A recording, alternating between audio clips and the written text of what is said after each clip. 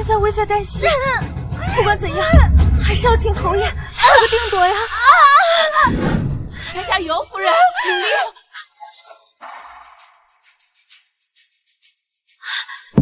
侯爷，慌什么？您终于来了。夫人生了1天1夜，命悬一线，请您进去看看她。夫人，女人生孩子不都这样吗？若不是她当初处心积虑要嫁我，现在也不用受这种罪。夫人生了！直到这一刻我才明白，我本以为的如愿以偿，不过是我一厢情愿，而这一切罪孽才刚刚开始。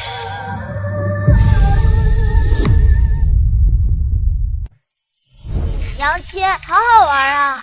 娘亲，爹爹昨晚进我房间，摸了我的头，还哄我睡觉。你说他是不是开始喜欢我了？悠悠，爹爹有没有告诉过你，他为什么要这么做？我听院子里那些人说，爹爹要带一名姓苏的娘子进门。姓苏，果然，这么多年萧景琰还是忘不了他。悠悠，可能不久之后，我们就要奔赴别处了。为什么？因为这位姓苏的娘子是爹爹的心上人，她既然回来了，侯府就容不下我们了。可是爹爹真的要赶我们走的话，那他为什么要带这个回来？他可从来没送过我这么好的礼物。我该怎么告诉他，萧景琰开心是因为要迎苏梦瑶进门，这个东西不过是他施舍给儿子的一点补偿。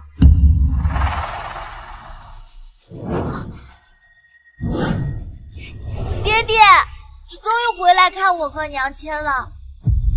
是他不懂事，还是你不懂？我说没说过，人前人后要称呼我的爵位？我说没说过，人前人后要称呼我的爵位？知道了。侯爷，这明明就是下人对他的称呼。7年了，萧景琰不仅不许悠悠叫他爹爹，还打心眼里这样亲近他。景琰，我知道你一直不喜欢我，可悠悠是你的亲生儿子，他是无辜的，你一定要这么绝情吗？当初你是怎么设计逼我娶你，爬上我的床的？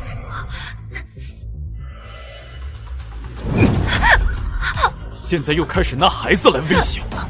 这些年我许你们在侯府锦衣玉食，吃喝不愁，你反倒来说我无情。我同你解释过多次，是你母亲求我父亲去御前这。闭嘴！我不要听你解释。侯爷，你别吓娘亲了，都是我不好。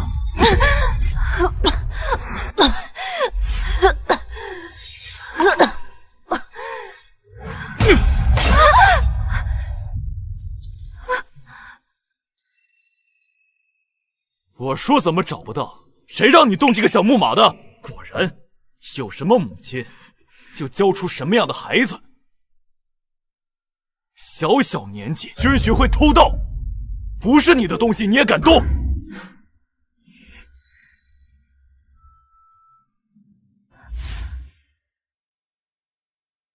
所以，这个小木马是他买来送给青梅竹马的儿子的，在他眼里，悠悠就不配得到他这个父亲的一点偏爱吗？悠悠不怕啊，娘亲在呢，娘亲带你回家，娘亲会与爹爹和离。娘亲，爹爹是不是不要我们了？他是不是从来没爱过我们？不是的，是我们不要他了。娘亲带你回镇国公府，回我们自己的家，好不好？可他还从来没允许过我叫他爹爹，我还不想离开。要不再给他3次机会吧？要是他真的讨厌我们，我们就彻底离开，再也不回来。好，萧景琰，我和悠悠再给你3次机会。如果你配不上孩子的真心，那么我们就让你永远从我们的生活中消失。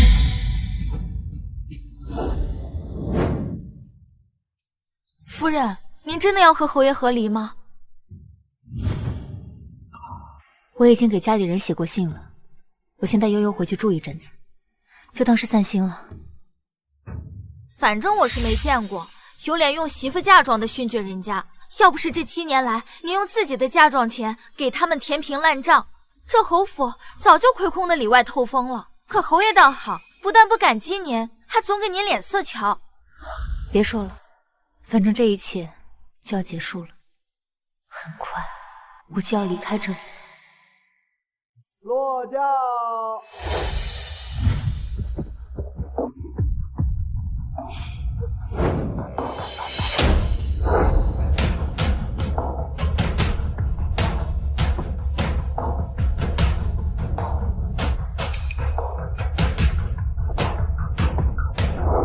夫人，您瞧，他爷昌气竟然这样明目张胆的从正门进来，不知道的还以为他才是侯爷明媒正娶回来的当家主母呢。她就是苏小姐吧？长得可真漂亮啊！我听说侯爷当年一心想娶的正统娘子就是她，结果碍于陛下赐婚，才娶了现在的夫人。啊，那岂不是夫人抢了原本苏小姐的位置？我看啊，是因为现在的夫人长得有几分像苏小姐，不然啊，侯爷就算抗旨也不会娶她的。他们太过分了，光天化日，妄议主母！我这就去好好教训他们。算了，不过是公开的秘密罢了。萧景琰这样不冷不热的态度，府里上下哪个人不看他的眼色？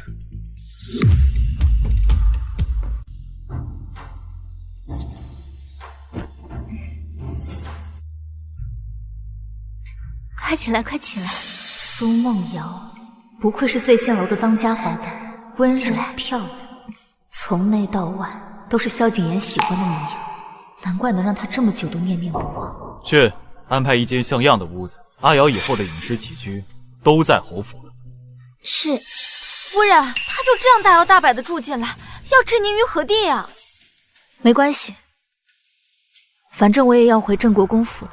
真没想到，堂堂侯府抬妓入门，尊卑颠倒，侯爷真是连脸面和名声都不顾了。难道他忘了侯府能有今天，全是您的功劳？别人或许没有能力让萧景琰这样，但他不一样。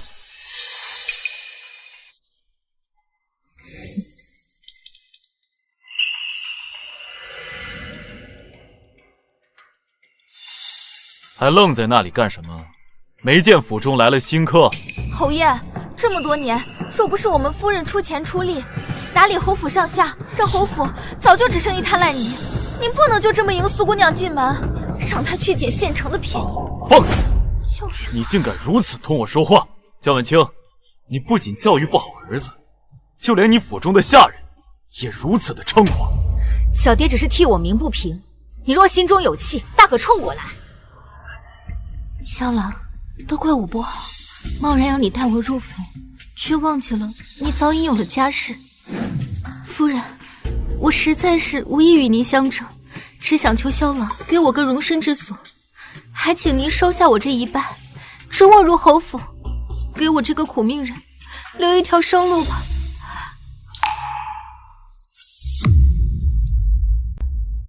阿瑶，起来。你既无意与我相争，何必逼我受此大礼？看似恳求，实则胁迫。萧郎，我没有。这府内上下终究是我说了算，我许你入府，我看谁敢说半个不字。既然侯爷执意要苏小姐入内院，那我安排便是。阿瑶，我带你熟悉下院子。萧郎，您整日在外奔波已是辛苦，这内宅的事还烦请夫人带我去吧。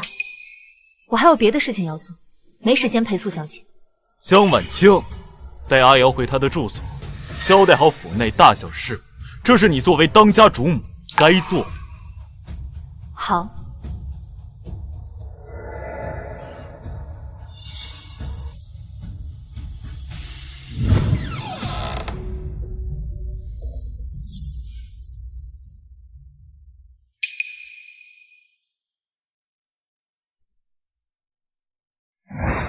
这是你房间的账本和钥匙，你寄住在这儿，日后少不了要记一下。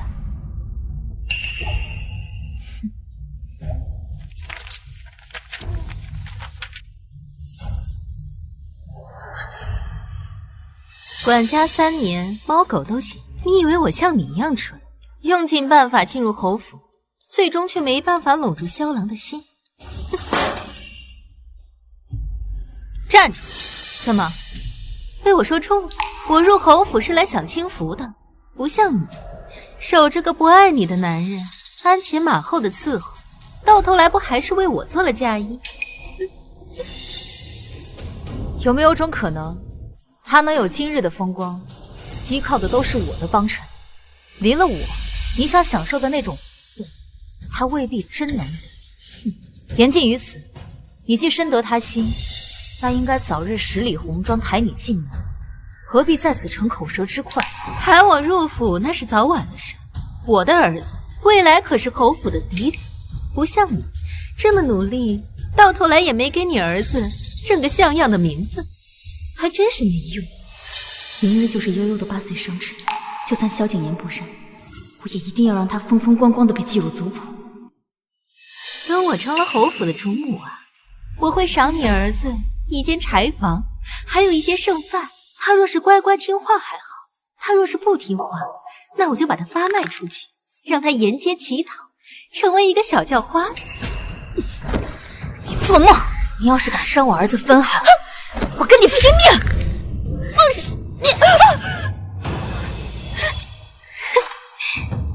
拼？你拿什么跟我拼啊？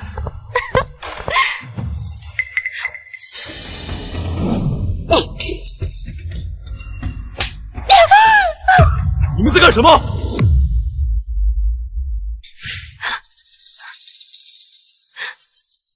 萧郎，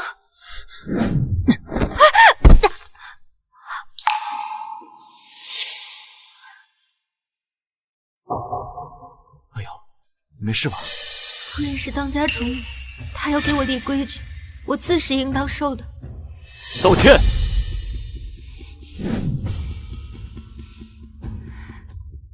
是他自己要摔倒，又不是我让他摔倒的。你萧郎，夫人她是豪门贵女，脾气骄纵，她看不上我这种可怜之人的出身，我是应该受着的。演得可真好，连我都要为你落泪。萧景言，今日你带苏梦瑶入住侯府，苏梦瑶纵然陷害了我，可你不分青红皂白的偏听偏喜，才真正令我心寒。你还剩2次机会。站住！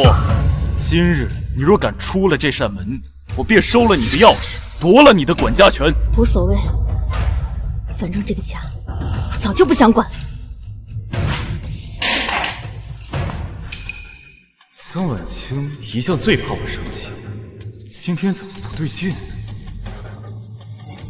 萧郎，萧郎，今日是明艳的生辰，你答应过明艳的，今晚要陪她热热闹闹的过生辰的。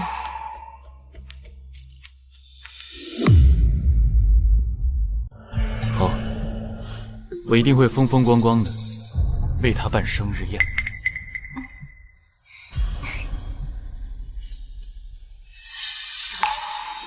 你这般大张旗鼓的为白月光的儿子庆生，可还记得明日是你亲生儿子的8岁生辰，是他入宗祠族谱的大日子。我无为你如何待我，只愿你别亏待孩子，让他沦为京城一个没名没分的笑点。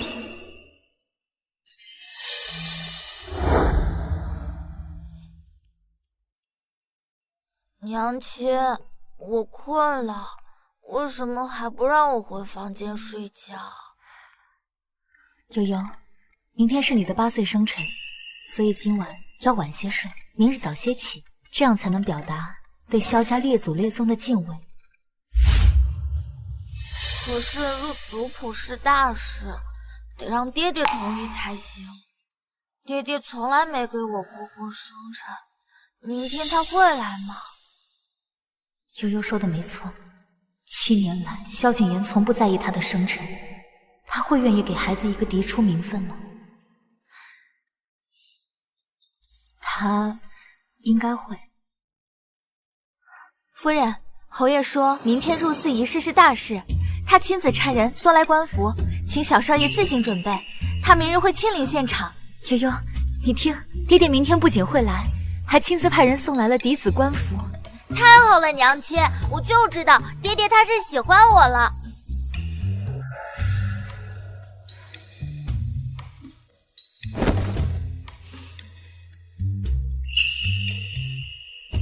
娘亲，我穿上这件衣服是不是很威风？当然了。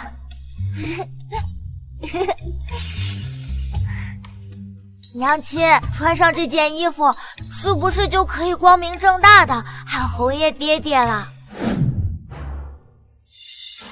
也许吧。等我成了侯府嫡子，我一定要保护娘亲，让那些人都不能在明里暗里欺负你。我怎样都无所谓，只要景灵肯让悠悠入萧氏族谱，就证明在他心里还有我们的一席之地。时辰就快到了，爹爹怎么还不来啊？爹爹答应会来，就一定会来的。长辈们都已经准备好，你们两个还在这拖延时间，难道要整个家族都等着你们吗？爹爹，你真的来了，这是他第一次遵守承诺，我真开心。娘亲，我就知道爹爹心里有我们。叫什么？侯爷，我们先走吧，免得耽误吉时。吉时到，开礼。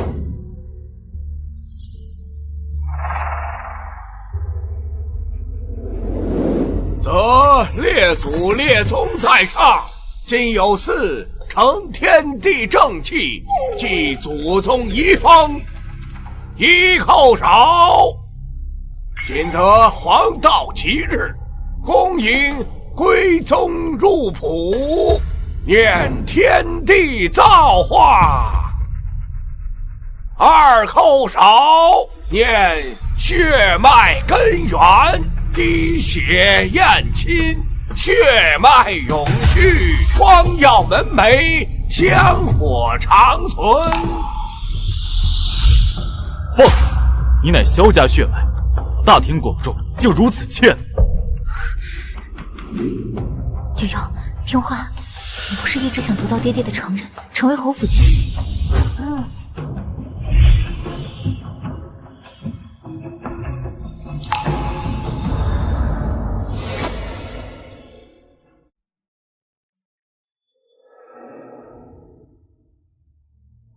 三叩首。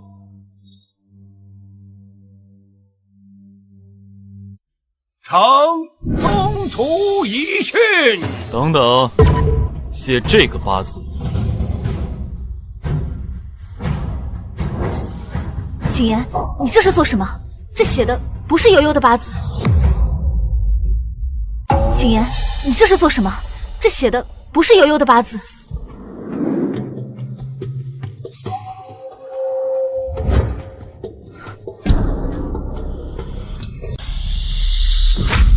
走开，不许碰我爹爹！明夜不得无礼，这里是侯府，你要拿出做兄长的气度来。我没有兄长，我娘亲就生了我一个。大有嘴啊！你就是野种！景夜，这到底是怎么回事？今日是悠悠入族谱的日子，怎么会跑来一个毛头小子？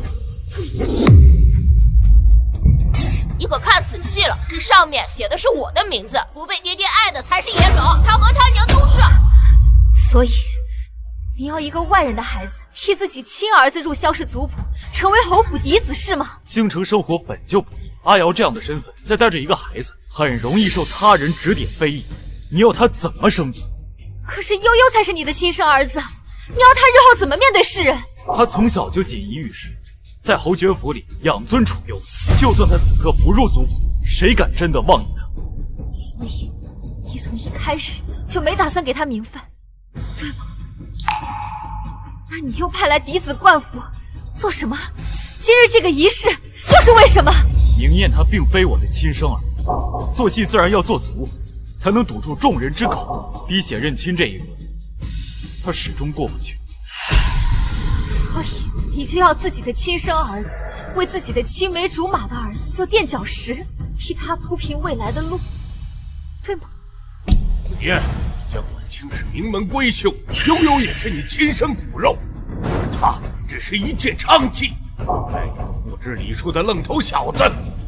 一个娼妓的儿子又消失族谱，实在是令家族蒙羞。夫人族长教训的是，像我这样的出身，怎配入侯府大院呢？萧郎也是可怜我，在这偌大的京城里，都没有我和明艳的容身之处。你们可千万都别怪他。萧郎，我早就跟你说过，像这样的事情，夫人是不会同意的。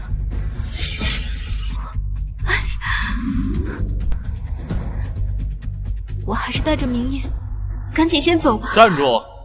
既然我已答应，让你和明艳安心，仪式继续。萧景琰，这侯府终究还是我说了算，不容旁人智慧。继续。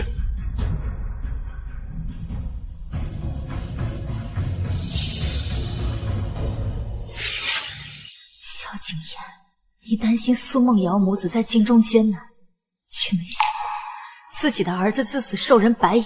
在你眼里，我和悠悠竟真的如此不堪？娘亲，爹爹是不是从来没想过承认我是他儿子？他为什么就是不肯承认我呢？我是不是让他感觉很丢人？孩子明明出身侯府，却不能有一个正经名分，我到底是造了什么孽，要让孩子跟着我受这种罪？不是的，悠悠，一切都是娘亲的错，你是最无辜的。娘亲，这分明就是爹爹的错。第一次，他带着苏姨娘，不仅给你脸色，还伤了你的手。第二次，他当着大家的面，让苏姨娘的儿子代替我成为嫡子。爹爹只剩一次机会了。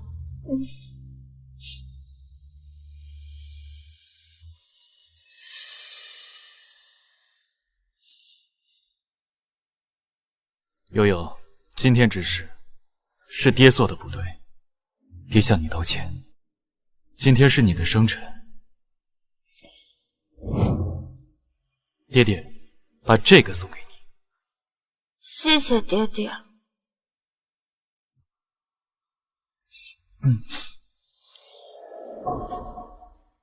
悠悠，既然明艳已经成为我们侯府明面上的嫡子，你再穿这身冠服就不太合适了，容易误得他人非议，不如你就把它脱下来。果然，所有的礼物都是要有代价的。萧景琰无条件的爱，是我和悠悠这辈子都得不到的。萧景琰，你真的太过分了！娘亲，你别和爹爹吵，我把衣服脱了就是。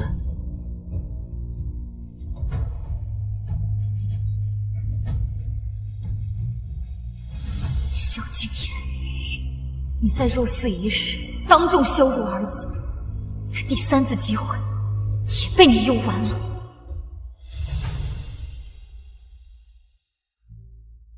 当众卸去官服，乃是奇耻大辱，这就相当于昭告全族，从今往后侯府嫡子唯有明艳一人。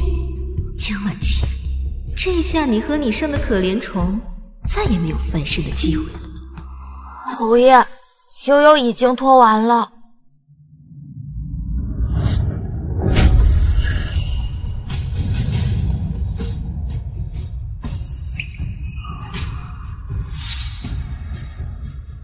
愿侯爷珍重。这是儿子唯一一次主动叫他侯爷。萧景琰，你再也听不到他满怀期待的喊你爹爹了。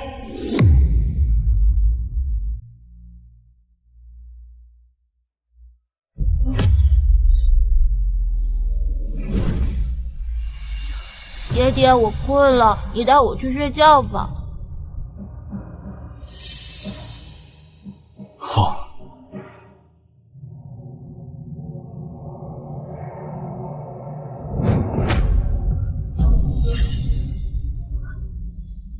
娘亲，我们走吧。好。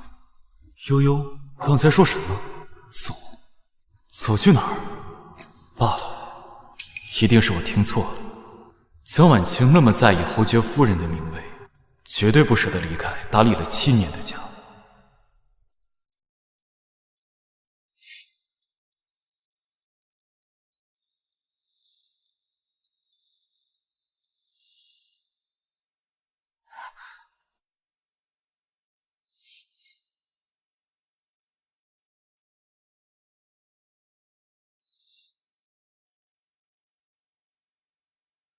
走吧，娘亲。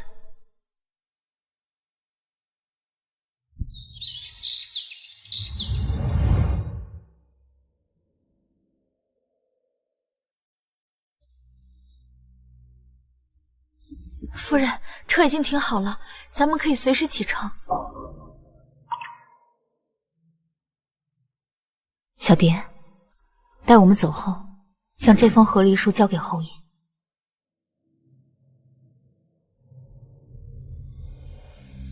太阳注定要西沉的，有些事无论怎么努力也改变不了。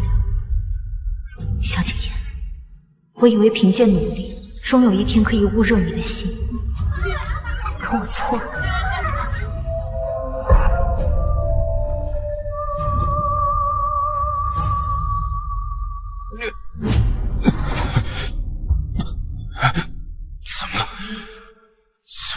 怎么突然疼痛？侯爷，不好了！夫人吩咐人套了车，要带小少爷回国公府。什么？还派人送来了和离书。什么？和离书？他怎么敢？还愣着干什么？赶紧追！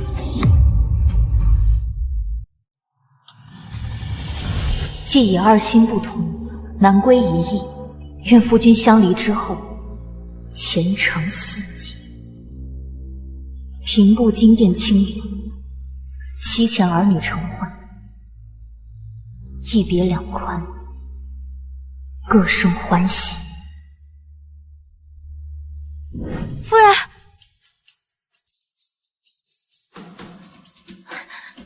夫人，不好了！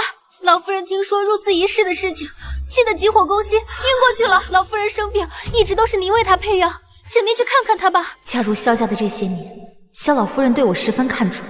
如今我虽与萧景琰和离，可萧老夫人是无辜的。身为晚辈，我确实应该探望。别担心，我这就去为伯母医治。谢谢夫人，谢谢萧夫人。悠悠，祖母病了。我们明天再回镇国公府，好不好？好。走。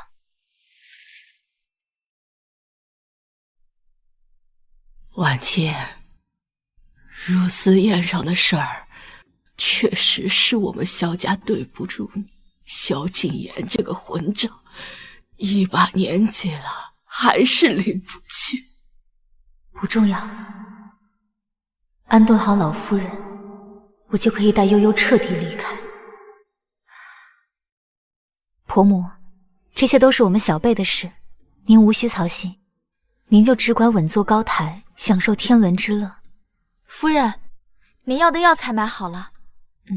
好。婆母，我这就去为您煎药。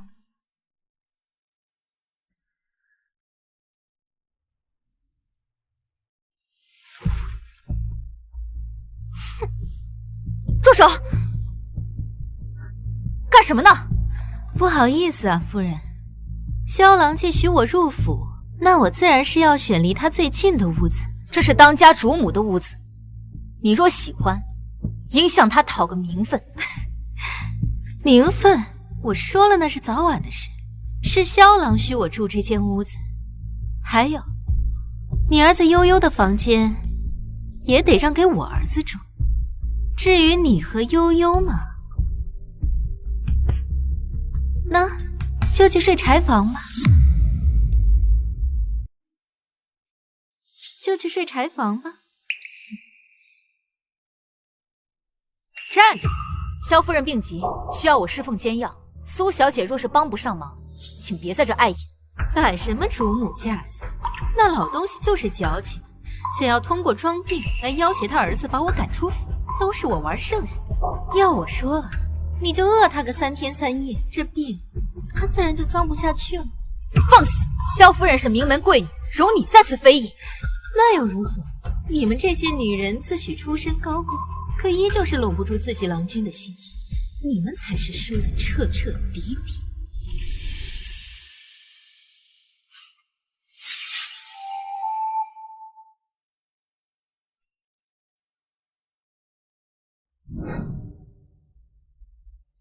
我知道你现在很生气，看着萧郎宁愿忤逆长辈，也要把我儿子抬成嫡子，而你的亲生儿子却成了没名没分的野种。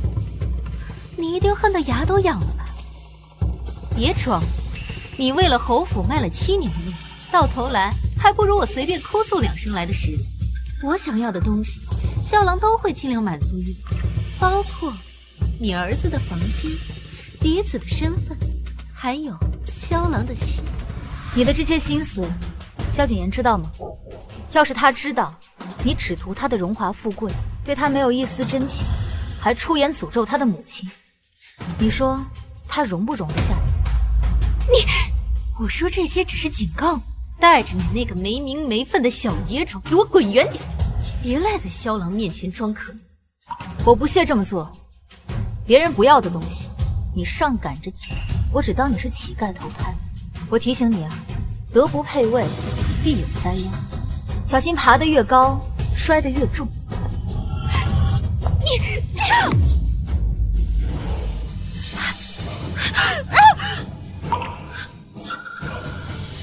你们在干什么？萧郎，你怎么来了？江晚清，你还要为难阿瑶到什么时候？江晚清，你不是已经走了？你就是舍不得我，离不开侯府夫人这个名号，所以才会用和离书这种手段来激我。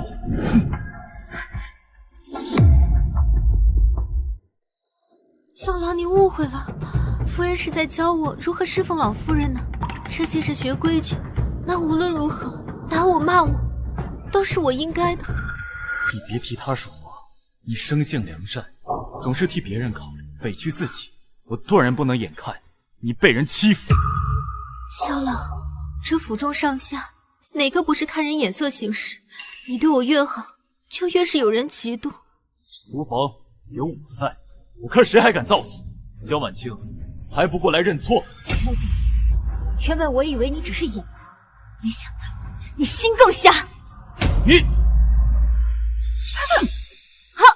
江晚清，看来我还是太纵容你，所以你才这么跟我讲。你看看府中的下人，一个个懒散成什么样子？若不是阿瑶发现母亲病重，后果不堪设想，你就是这样替我滚家宅内院的吗？所以，他以为我只是单纯在赌气，并非决心和离。萧郎，夫人毕竟出身高贵，管理内宅经验老道，你怎么能因为这点小事就如此的责怪她呢？小事儿，他身为萧家儿媳，不敬父母，不管内事，平白占着侯府夫人的名号，我要他有何用？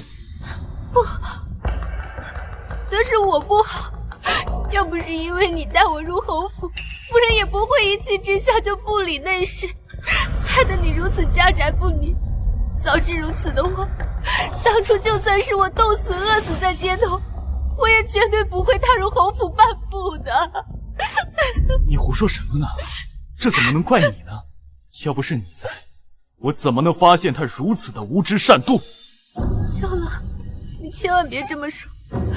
我知道你心肠柔软，处处替他人考虑，你这样在如今这世上会吃大亏的。江晚清，你还愣着干什么？赶紧过来，跪下，道歉，道歉。才是内府谁不知道苏梦瑶以弱凌强，自叫去污哉人，前前后后2套皮子做派，也就是你眼盲心瞎，看不清这一切，还上赶着护着他。夫人，我自知身份低微，你心中若有气，你就打我骂我吧，但千万别把我赶出府就好了。阿瑶，有我在，我看谁敢动。萧郎，夫人她毕竟是你8抬大轿迎娶正门的正室娘子，若是她不点头答应，她容不下我的话，我在这后院是万万生存不下去的。萧郎，我求你了，你就让夫人出了这口气吧。阿瑶，像这样的无知悍妇，我没有一纸休书把她赶出去，已经算是对她的宽容了。我乃郑国公之女，出身纯正的当朝郡主，你萧景不过区区侯爷，像个小妾，你萧家根本不配。要不是因为我心忧伯母疾病，才没能离去，等待伯母痊愈了，我会重新写上和离书，放在你桌上，到时候你记得签字画押。夫人，整个京城谁人不知您素有贤名，你若是此时与侯爷和离，那您将萧郎和侯府置于何地呀？夫人，我求您了，您若心中有气，你就打我骂我，千万别和萧郎撕破脸面。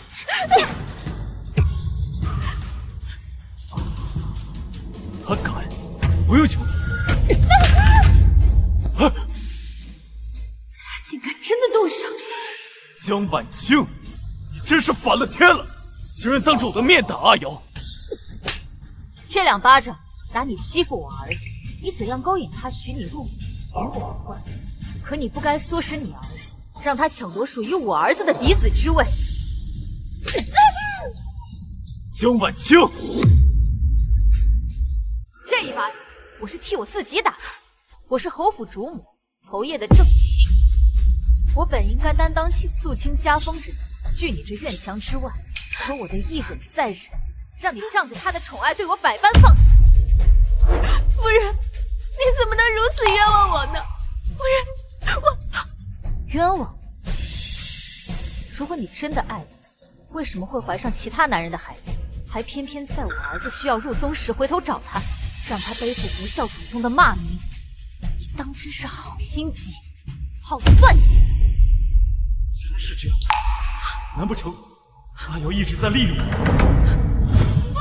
不是这样的，我是真的在京城活不下去了，所以才来求萧郎给我个容身之处的。夫人，像您这种金尊玉贵，如何能明白我这种下等人的苦楚啊？萧郎，既然夫人对我如此的怨恨，那我还是带着别院离开吧。装可怜装多了就没意思。别人不要的东西，你上赶不及，赏你便是。江晚清，什么叫别人不要的东西？你给我说清楚。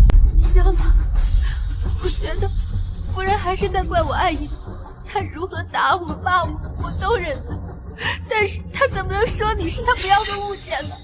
江晚清，我真是好脸给你给多了，让你如今对我这么放肆。我也觉得这7年我给你好脸给多了。萧郎，你的脸！江晚清，竟敢打当家主君！是，我一想到我这7年为你鞍前马后，照顾侯府，我真替我自己感觉到不值。明明我是名门贵女，却偏眷在你这院子里，为你打理你的家事。萧景琰，从今往后，我再一别，我倒要看看这偌大的侯府，他能不能管得明白。不，夫人，你有什么气你就冲我发吧，你千万别再为难萧郎了。江晚清，你真以为仗着郡主的身份，就可以在侯府横行霸道、为所欲为吗？就算你曾经是镇国公府掌上明珠的身份，如今也不过是我萧景琰的妻子罢了。我把内府交给你，不过是看在夫妻一场的情分上，你当真以为侯府没有了你就不行吗？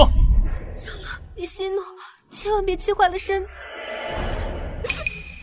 都怪我，要不是因为我入侯府，也不会搞得你家宅不宁。你千万别怪夫人。别替他说话，他不过是被人捧在手掌心，处坏了的豪门嫡女。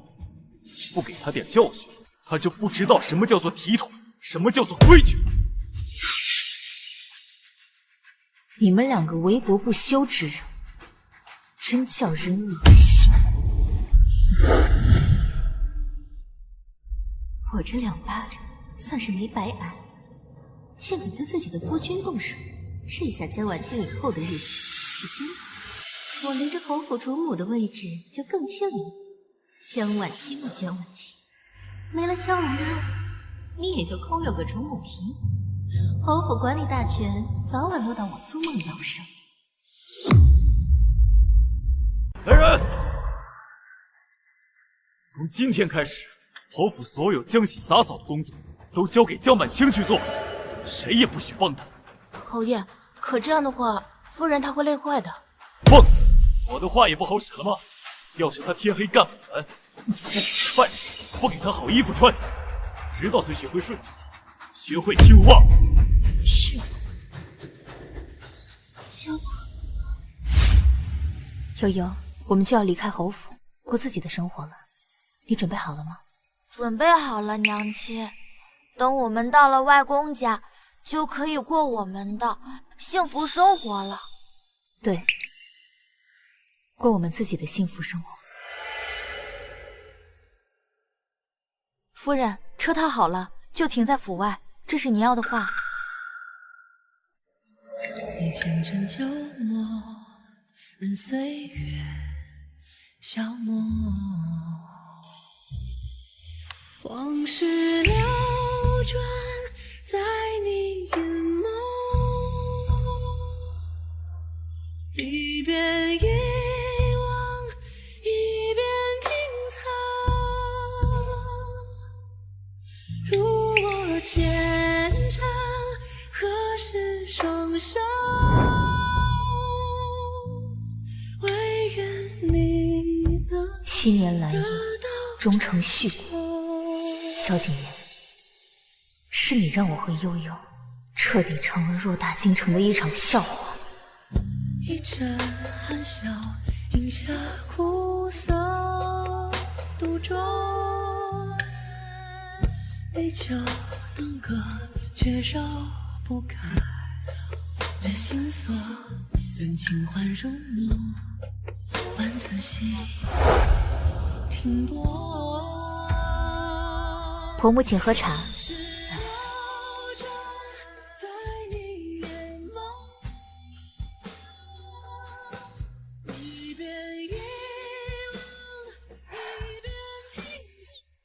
婉清，这侯府就是你管家了。多谢婆母。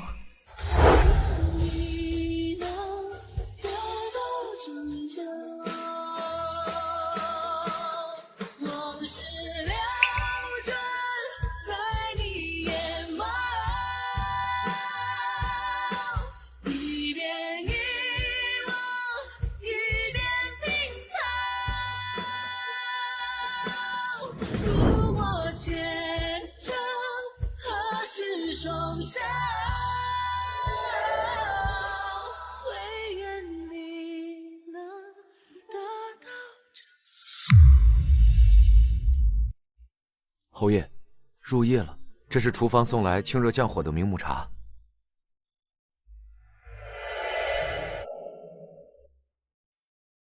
这是江晚清亲手熬的，愣着干什么？我问你话呢，他知不知道自己错了？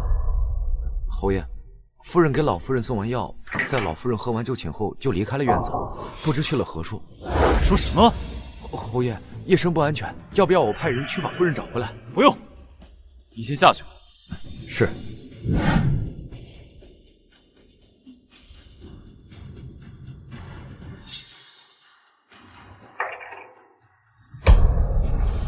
江晚清，你真是越来越长本事了，竟然开始跟我学会夜不归宿了。我倒要看看，你还能跟我赌气到什么时候？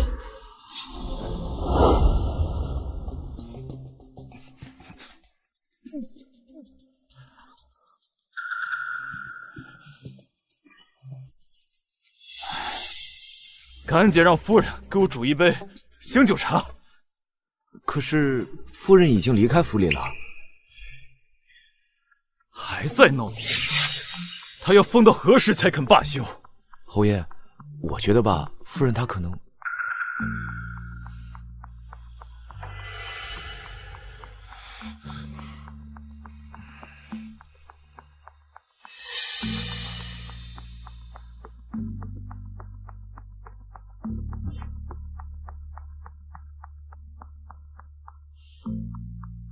不是已经离府了吗？怎么还舔着个脸来给我敬茶？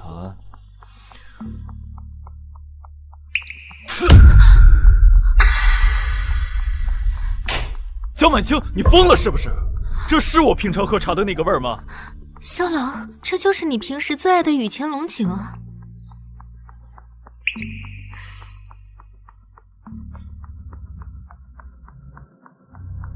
怎么是你？怎么是你？萧郎，我既已入侯府，就理应为你端茶送水，贴身侍奉啊。茶搁着，你先回去吧。萧郎，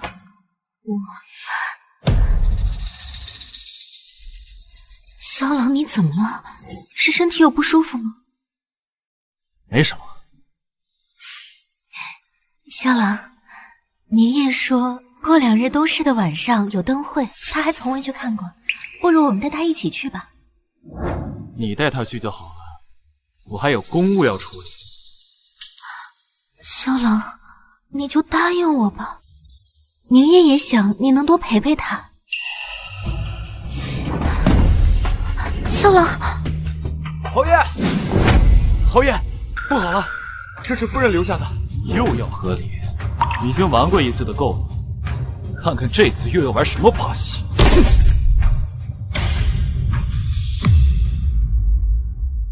这是管家玉佩，还有我送给夫人的钗环。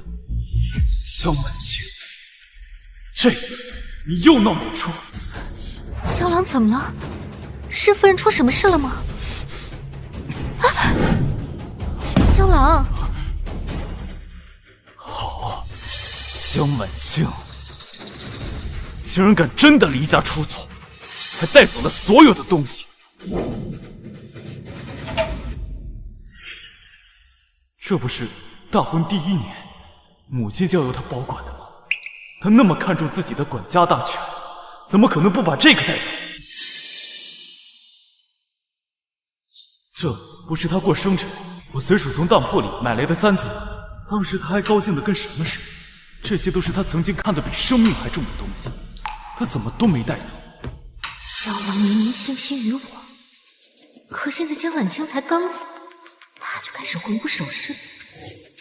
萧郎，到底发生什么事了？你倒是说句话呀！你这样我害怕。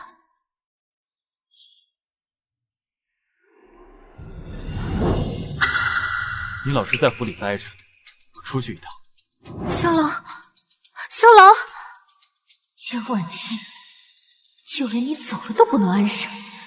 要是我不彻底取代你，我和明夜怎么能过上安稳日子？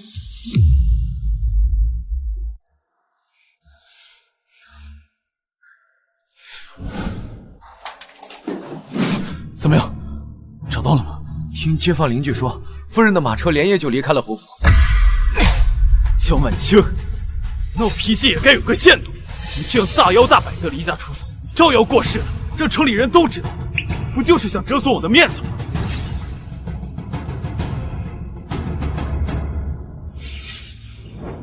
夫人平时是不是最喜欢吃西市那家糕饼铺？是的，夫人每天天不亮就使唤小蝶去买了。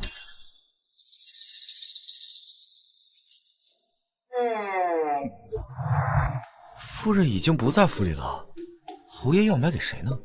江晚清，江晚清，我买了你最喜欢吃的糕点。行了，赶紧出来迎接我吧，差不多行了。江晚清，我人都已经来了，你也该满意了吧？你要是再不出来，我可就没那么好说话了。江晚清，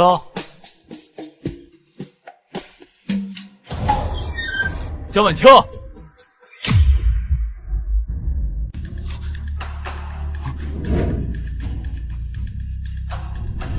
他不在。以前就算他再生气、离家散心，这个时候也会准时回府陪悠悠玩。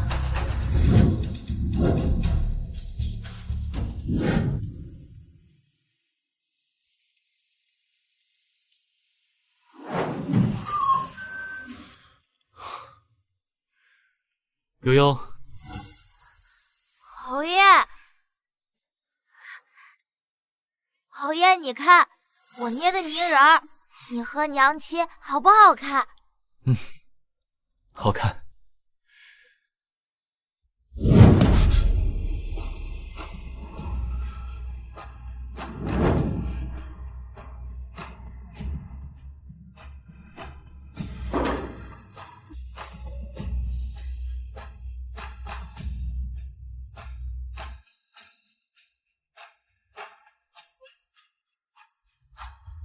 我以前好像总是嫌这些东西脏，根本没有陪悠悠玩过一次。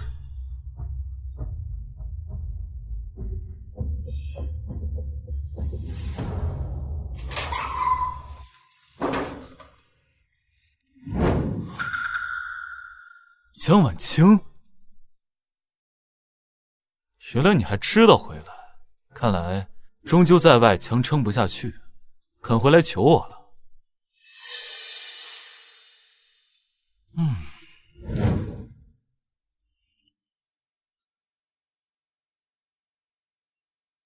闹够了，终于肯回家了，没那个强撑到底的决心，就别撕破脸。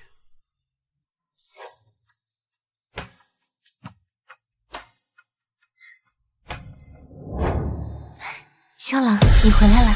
怎么是你？你怎么穿着江晚清的衣服？你怎么会穿着这件衣服呀？萧郎，好看吗？我想。萧郎，你吓到人家了。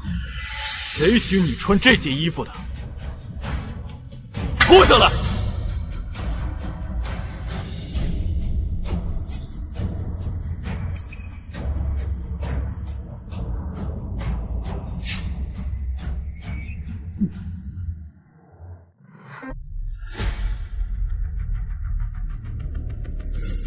萧郎，我不是故意的，我只是看这件衣服很漂亮，而且你又说过喜欢看我穿粉色，我不知道她是夫人的，我知道错了，别生气了。以后没有我的允许，不许乱动这间屋子任何东西。是。出去吧，我累了。萧郎，夜里风大，人家胸口嫩，你就不能到人家房里陪陪人家吗？胸闷就去找郎中，我又不会治病。可是人家就想让你陪嘛。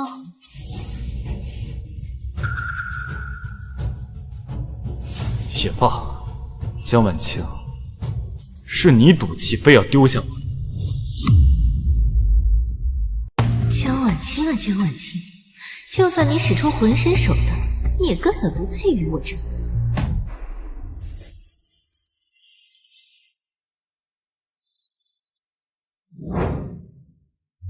悠悠，你看这个礼物好不好看？好看。那我们就送给萧叔伯当生辰寿礼，好不好？好。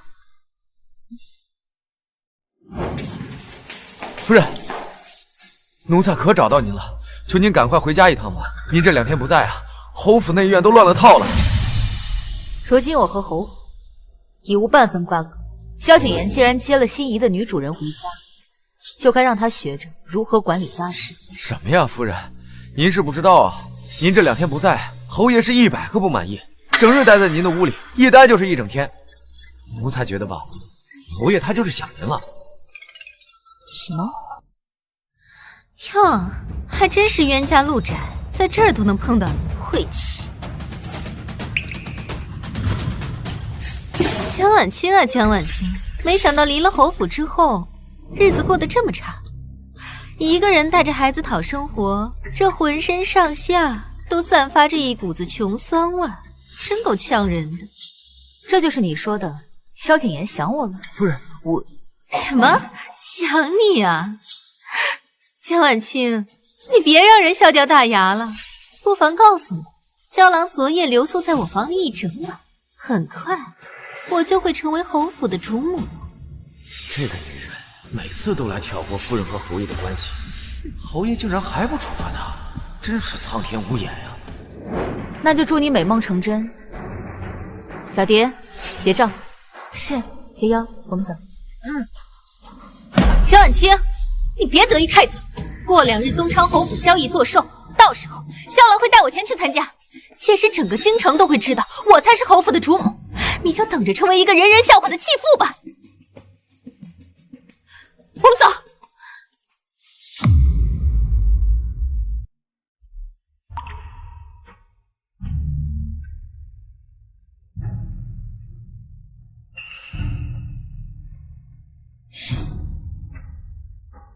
我不就是把苏梦瑶母子接回侯府居住吗？至于那么生气？好歹我还是一家之主吧。怎么样，找到了吗？找到了，夫人带着小少爷在正德轩茶楼喝茶呢。没提回来的事吧？没有。你傻呀，把他绑回来就是了。行了行了，下去。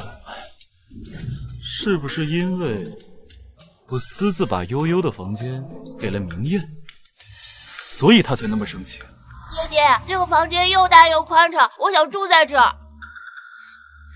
明艳，这是侯府嫡子悠悠的房间，我们只是借住，不可以这么任性。我就喜欢这个房间，我就住在这里。无妨，我去跟悠悠说一下，让他把房间腾给明艳。萧郎，可是这样做会不会令夫人不快？他敢！谢谢你，萧郎。嘿，什么破烂玩意儿，也配出现在我屋？如果我当时没有把这个房间让给明艳的话，他也就不会那么生气。但好歹他也是当家主母，跟一个小孩子计较什么？萧郎，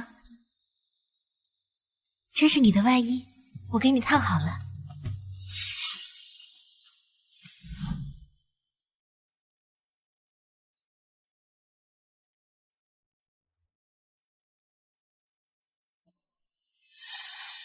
萧郎怎么这样盯着人家看？你头发怎么了？江婉清其实五官样貌长得都很漂亮，只不过打扮得端庄持重，不仔细看不容易发现她的美。萧郎，今日东昌侯作寿，我陪你去吧。好，不过头发还需要重新梳一下。出席正宴，你弓着身子，松了发髻，溜着头发，哪有一副大管家的样子？萧郎以前不是最喜欢我这样打扮吗？今天这是怎么了？不管了，只要我跟在他身边，参加完今天的宴会，我就是整个京城人眼里的侯府大娘子了。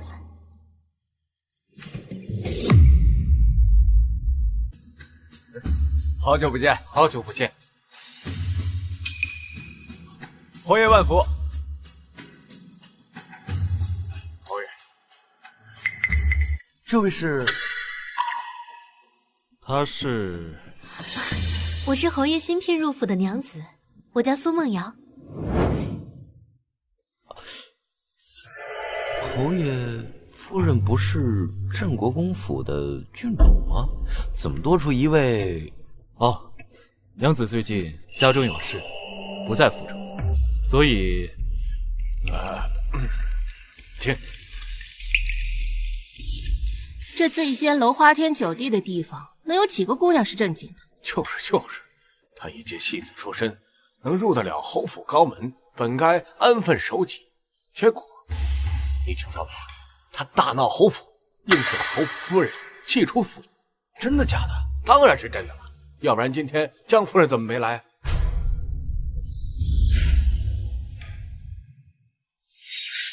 侯爷还真是为了苏梦瑶，体面名声都不顾了。郑燕带外室入场，传出去也不怕别人笑话。能有这种殊荣的外室，天下不会有第二个。可是他真不应该让萧景琰带他来这种世家大族彰显家族荣耀的宴席。如若他惹了事，受处罚的只会是他这个无名无分又无背景的娼妇。一会儿无论发生什么，我们只管看戏，不予议论。是，走吧，悠悠。真是热闹。是啊，连侯爷都大驾光临。诸位，欢迎各位啊！寿宴开始，诸位请坐。有请东城侯爷。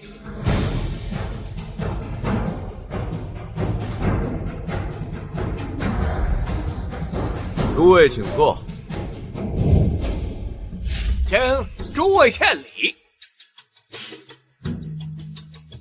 祝侯爷福如东海，寿比南山。不必多礼，请坐。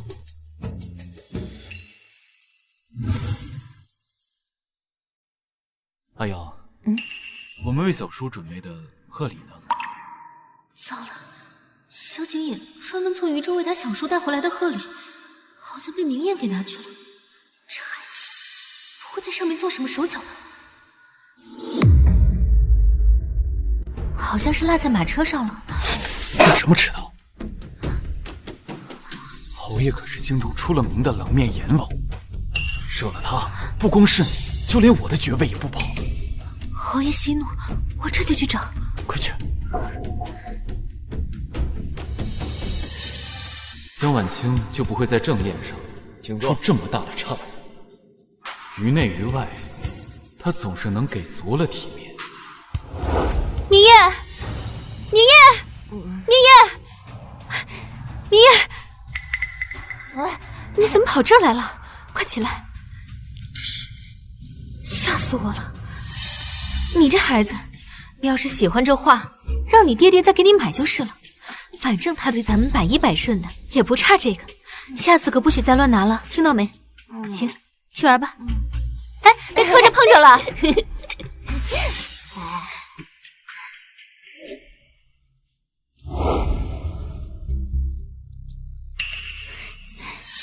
敲了。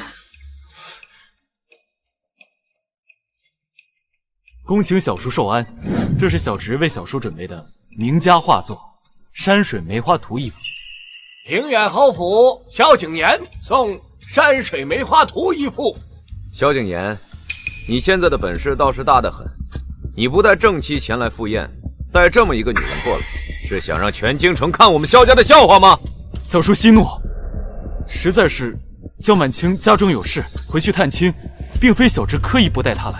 是啊，侯爷，萧郎为了您的这幅画作，跑死了5匹马，派人千里迢迢从渝州送过来，可见他的诚意是。放肆！豪门正宴，岂容你一个外室肆意插嘴？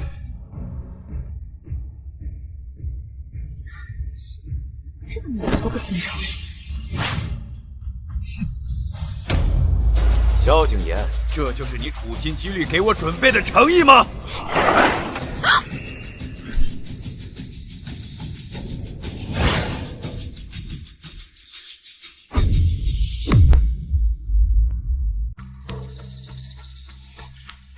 这是怎么回事？这是谁干的？天哪！明艳怎么真的在这上面画画了？完了完了，这下怎么办？萧景琰，这就是你精心为我准备的贺礼。这只是意外，小叔，小侄并不知。放肆！看来你这个太平侯当的还是太舒服，今日陛下向我提起，东边整军，缺一些放马军汉，要不你就去那儿。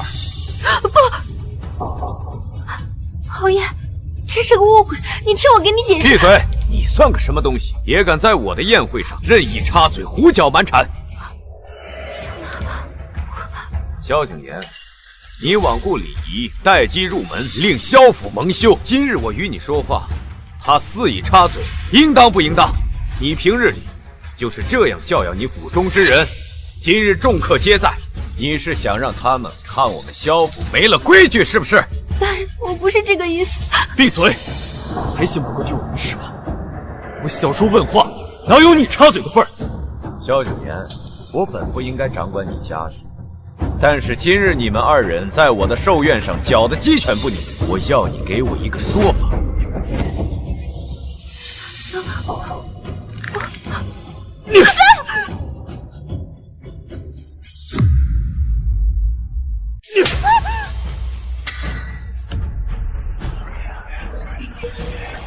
看看你儿子干的好事儿！我平日里待你们母子二人不薄吗？你就是这么给我下脸面的？萧老，明艳她只是一时糊涂，她还是个孩子，她只是8岁的孩子而已。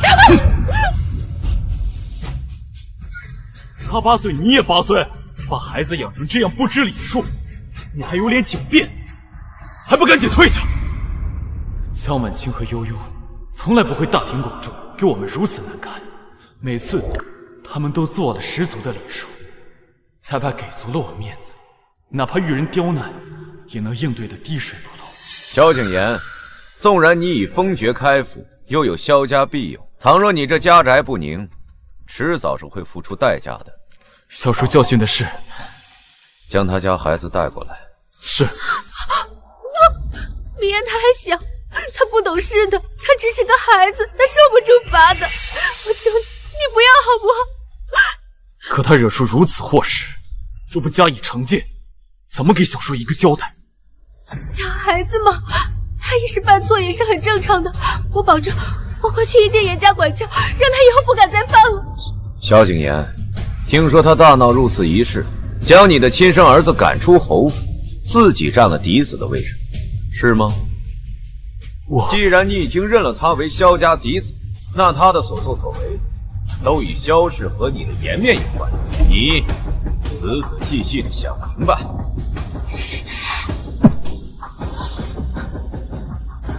把他带过来。小狼，我说，把他带来，把他带来，把他带来。是。不，等一下，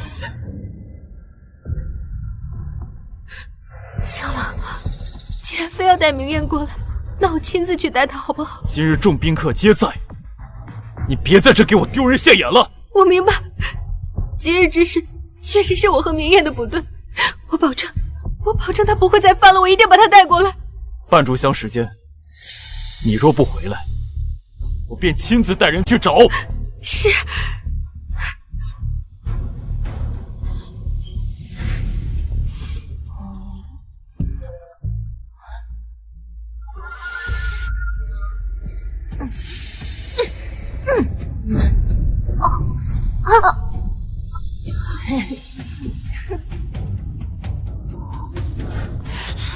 小野种，你怎么也来参加宴会？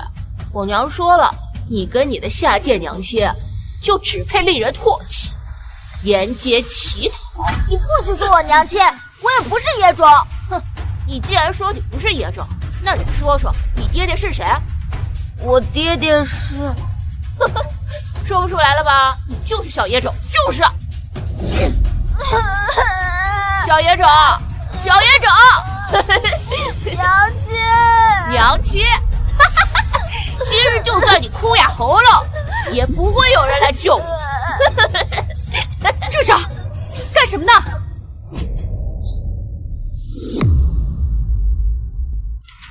住手！干什么呢？明艳，过来，快！没事吧，明艳？是不是他欺负你？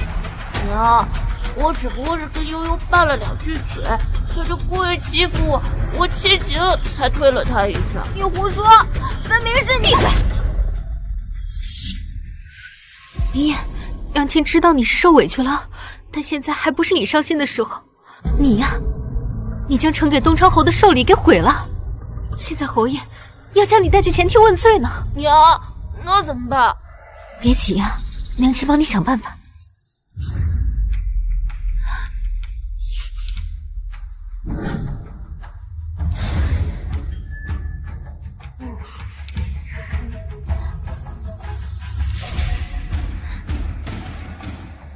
明夜，你一定要记住娘跟你说的话。接下来，不管东昌侯怎么问你，你都要咬死不认，不然的话，侯爷会把咱们娘俩赶出侯府的。听到了吗？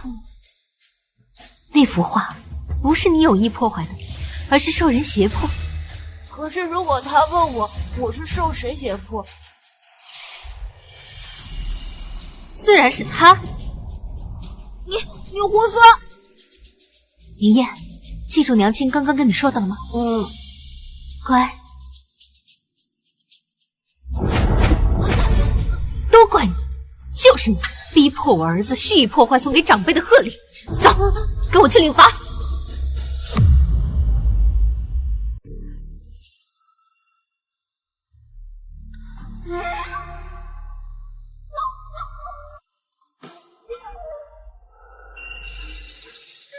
侯爷，潘主香时间快到了，去寻人。是。萧兰，我们回来了。爹爹，悠悠，你怎么在这儿？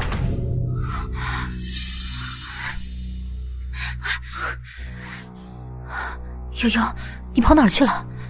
身上怎么这么多灰？娘亲，他们都欺负我。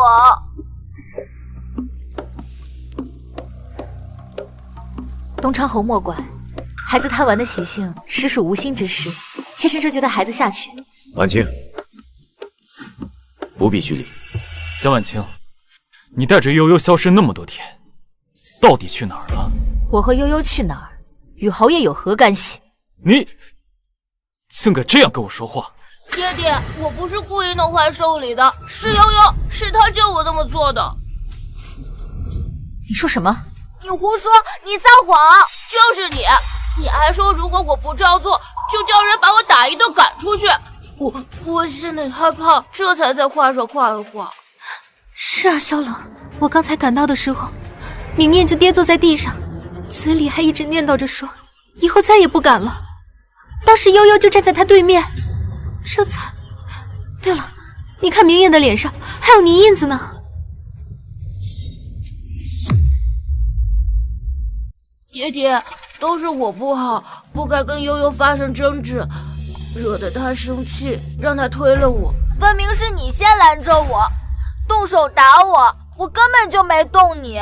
那是因为你羞辱我娘亲，你骂她野种，说我们只配沿街乞讨，根本不配待在侯府，我这才生了气，这才打了你。悠悠，你这小小年纪怎么能说出这样的话？不是的，萧冷，算了，我知道外界对我有诸多非议，小孩子嘛，口无遮拦，这些话他肯定都是跟大人学来的，不怪他的。你闭嘴！悠悠，你别怕，娘亲给你撑腰呢。你照实说，今天这件事到底是怎么回事？明艳这些话都是他刚才在院子里追着我骂我的，没想到这世上居然有他这样的人，当着大家的面就诬陷我。爹爹明鉴，明艳真的不敢，我真的不敢。没错，你确实不敢，因为你撒谎成性，多半是受大人指使。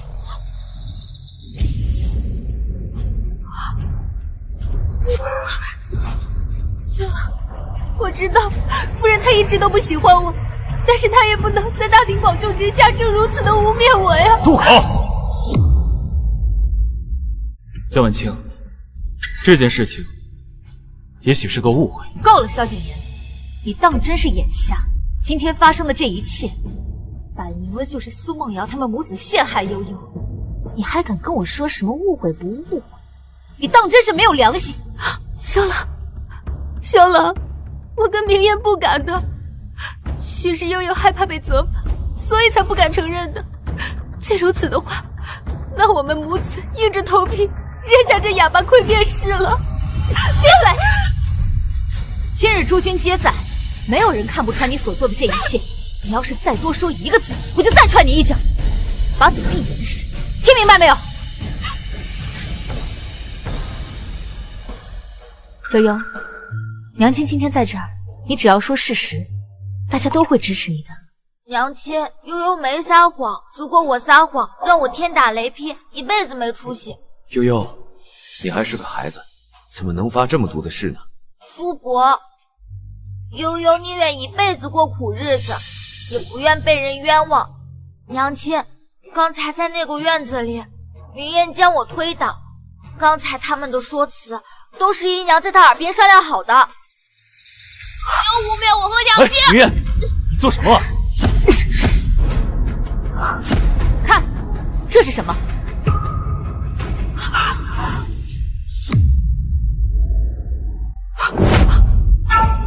糟了，刚才走得太急，忘记把明艳手上的印记擦去了。这不是涂鸦画作的墨水印子吗？铁证如山，你们还有什么好说的？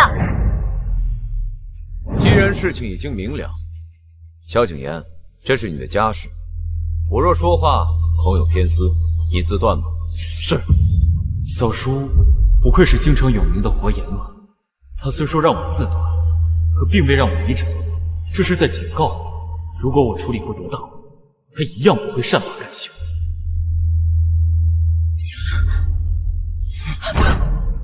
回府之后，你闭门思过，没我吩咐，不得离府。萧景琰啊，萧景琰，你表面责罚，实则保护，都到这种时候了，你还不顾及萧家的颜面，要保护他们两个？看来你还是不知悔改啊！即日起，将苏梦瑶赶出家门，京城之内不许有人收留。若想活命，必须永远离开京城。小叔，奈由他犯下大错，回府之后，我定会狠狠责罚他们母子。可恳请您看他们母子柔弱，孤儿寡母的，实在不好讨生活。侯爷，侯爷，我们知错了，你就饶过我们母子吧。现在知道错了，晚了。萧景琰，你应该知道，在京城与我萧逸作对，会是个什么下场。萧郎，萧郎，你不能不管我们呀！你帮我们求求情啊！孩子他不能没有父亲的，萧郎。上想旧情连碧璞，也曾因梦送钱财。你不忘与他的旧情，又放不下有人替你掌管内院。萧景琰，你既要又要，最后很有可能什么都得不到。萧景琰，有些人是以色示人，若之后真闯出祸端，到时候连累的可不止一人两人。萧郎，我想你应该很清楚，你这个侯爵之位是怎么得到的。如今萧府危在旦夕，能救我们于水火之中的，唯有镇国公子。可是没了我，阿瑶该如何在京城生活下去啊？那就是个狐狸精，哄得你不求上进，胡言乱语，惹下祸事。如果不是他挑唆，如今咱们萧府也不会收拾这么大一个烂摊子。如今郡主肯下嫁给你，不仅解了我们萧府的困境，陛下如果高兴，还能看在人家的面子上，赏给你个爵位，里里外外都是我们萧府占的便宜，你还有什么好犹豫的？唉，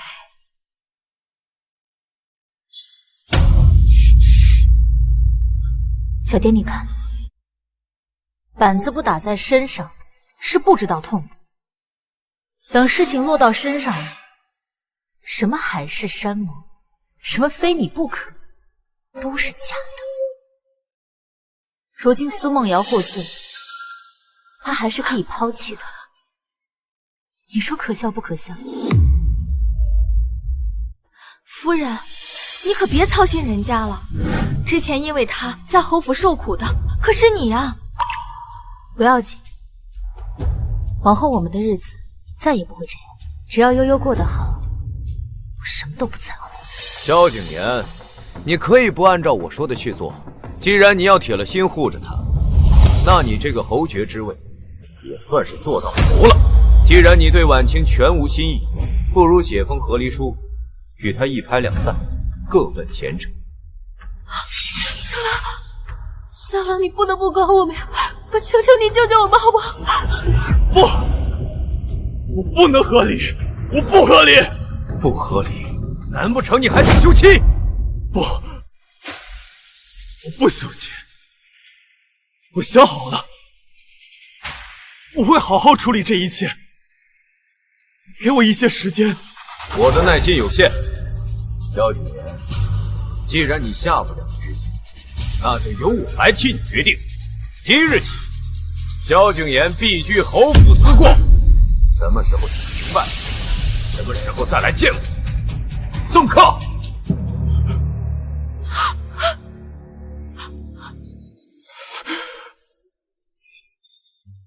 谢小叔。备车，回府。小郎，你不能丢下我们！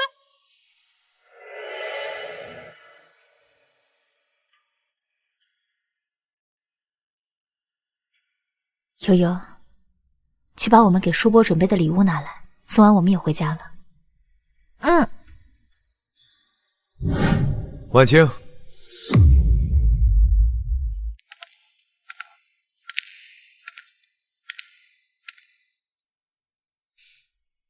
侯爷万福。婉清，许久未见，你竟然对我如此生疏。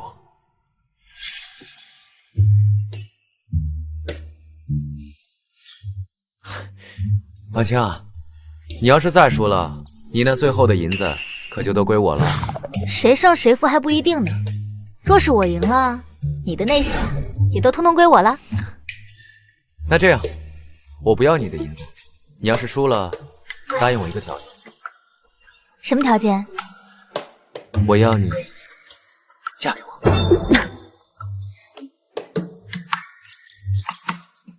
你先赢了我再说。开牌。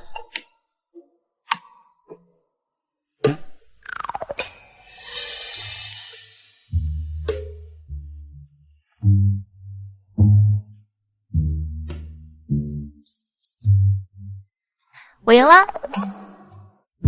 看来他心中还是放不下萧景琰，竟不惜出千也要胜过我罢了。当年之事，确实是我疏忽。彼时你倾慕萧景琰，非他不嫁。我当时与你说那样的话，确实有些冒失。你用出千来拒绝我，我不怪你。你知道？当然，当时是我考虑尚未周全，可如今形势已经大不一样。婉清，今日我向你再提出当日的请求，你愿意答应吗？什么？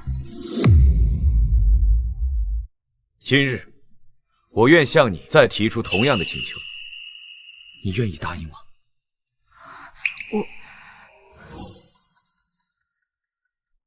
叔伯，生辰吉了，如日之升。好，来，谢谢悠悠，叔伯带你去后院吃好吃的，好不好？好。悠悠，下来。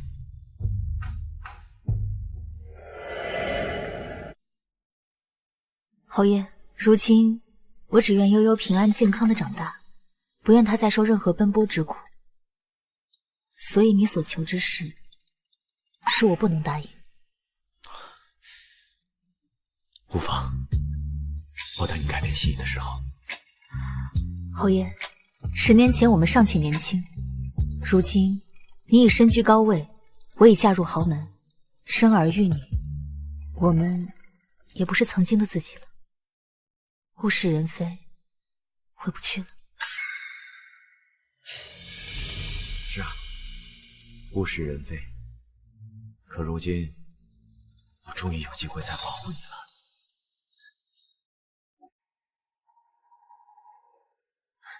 悠悠，我们也该回家了，走吧。嗯。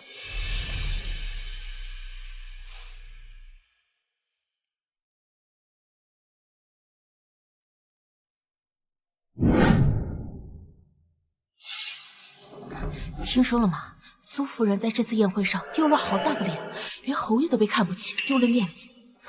太想完了，得罪了东昌侯爷，我看这府里怕是永无宁日了。小狼，你慢一点。小狼，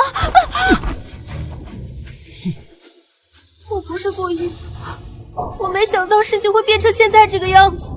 小狼，我该怎么办？你不会真的要赶我出府吧？以前我怎么没发现苏梦瑶这么爱哭爱闹？以前江婉清刚嫁给我的时候，也不是没受到王公贵族以及女眷的刁难，我从来就没有哭，更没把压力给到过我。小狼，江婉清每次都能应对得宜。当时萧府正处于危急当头，她不仅为我赚足了面子，还逆转了整个京城对萧府的议论和口碑。来人，去打听一下，夫人现在居住何处？小狼，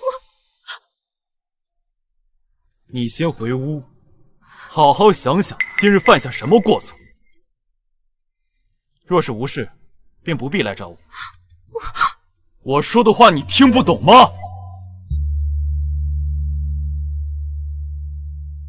小狼，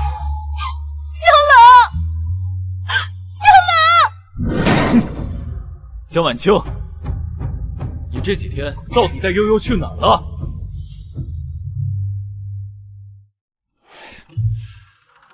这样说，语气和态度是不是有点生硬？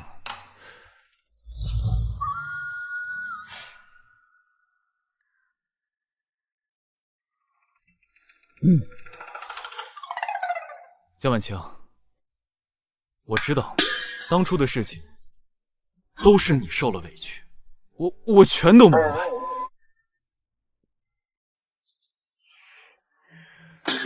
不知道这样说能不能接受？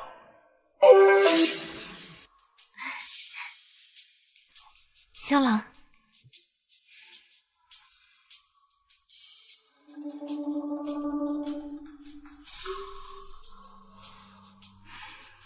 小狼，这是我亲手为你泡的醒神茶。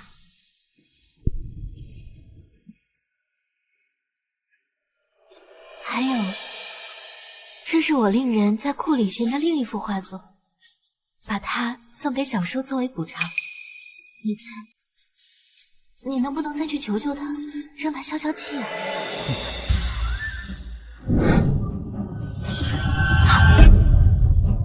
苏梦瑶，你以为我小叔什么身份？他岂能看得上你挑的这种东西？苏梦瑶，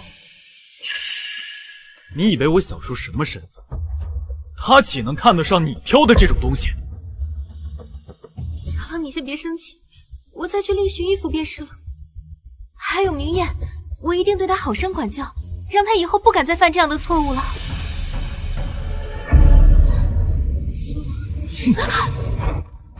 以后在府中称呼我的官职，叫我侯爷。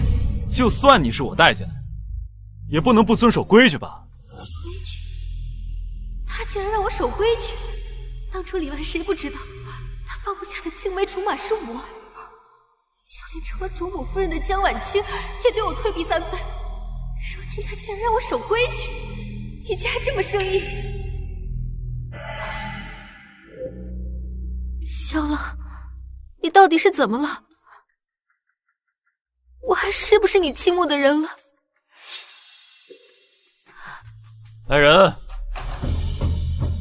苏梦瑶管家不力，从今日起，不许他插手府中的大小事务，给他找一个懂规矩的教习嬷嬷，就从最底层的洒扫工作开始做起。什么时候学会了规矩，什么时候再回到我身边。是。太好了，终于可以整治这个人了。萧朗，我不是都跟你保证过了吗？我不会让明艳再犯这样的错误了。我真的知道错了，你能别再生气了吗？公是公，私是私，想要在侯府生存，不仅仅是讲情爱和情面。以前江晚清就从来不会同我讲这些，更不会给我甩烂摊子。我知道了。江晚清，你离开侯府还不安生，只要你还存在，让我怎么心安？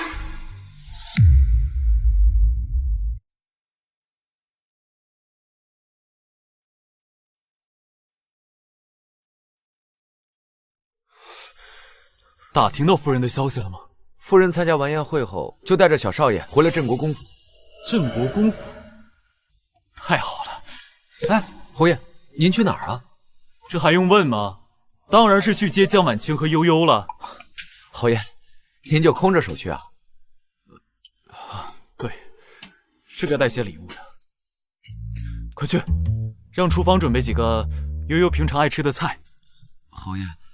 厨房平日里并不会准备小少爷喜爱的吃食，厨子们也不知道小少爷爱吃什么。怎么能不知道呢？您之前对小少爷那个态度，任谁也琢磨不出来是怎么回事，根本没人敢关心小少爷的爱好。那就每样都备一份，只要他吃了，就知道他喜欢什么。去。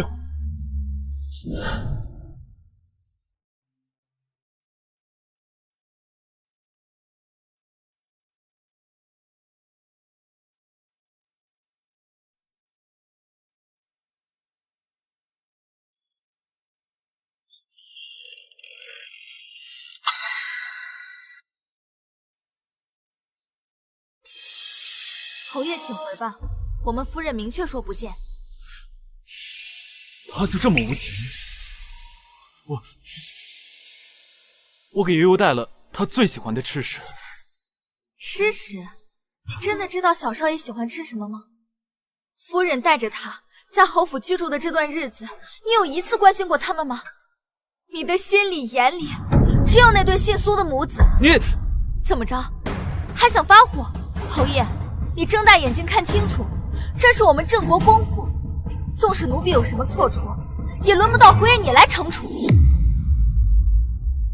小蝶，我不是这个意思。之前或许真的有些许亏待晚清，但现在不一样，请你放我进去，让我当面去跟他解释。侯爷，还是赶紧回吧，如今给你留着情面，再不走可就要用没有情面的法子请你走。他就非要这么跟我闹脾气吗？闹？你竟然还觉得是我们夫人在闹？当初究竟是谁身陷危机，又是谁因为娶了我们夫人，不仅平息了祸事，还得了爵位，带着整个萧府蒸蒸日上？谁成想你们萧府对恩人摔盘子砸碗，不说感激，还忘恩负义。我从来没有忘记过他给萧府带来的好。你没忘记？那姓苏的又是怎么回事？侯爷，你搞清楚，我们镇国公府的地位远在侯府之上，我们夫人乃是名门贵女，是你们萧府高攀，她也不是什么贱婢子，岂能任你萧家反复搓磨？我要回的话已经说完了，侯爷若无其他事，请回吧。小蝶，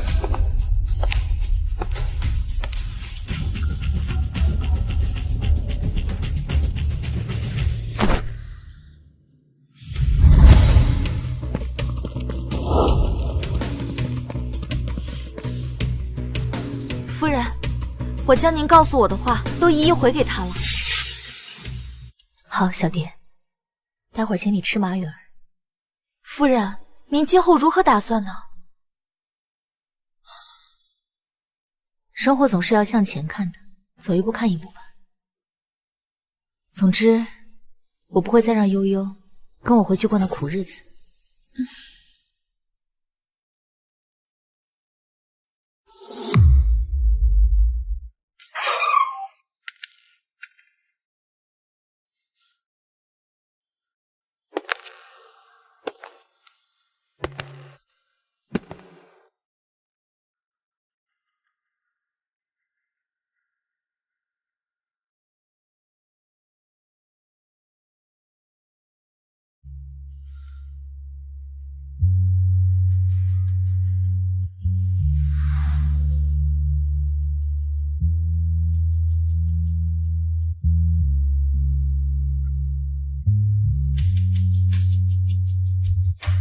这是悠悠捏的侯府里的人，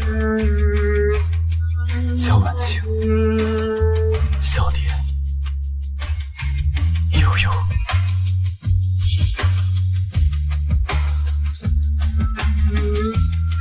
居然真的没有。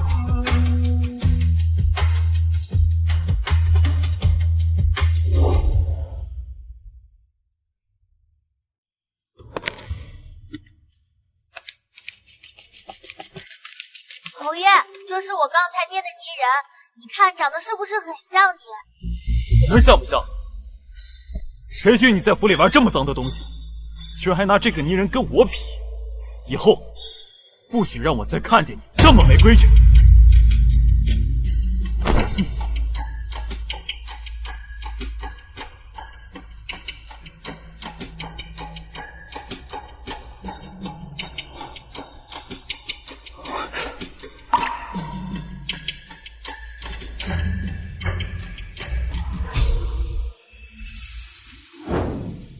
所以，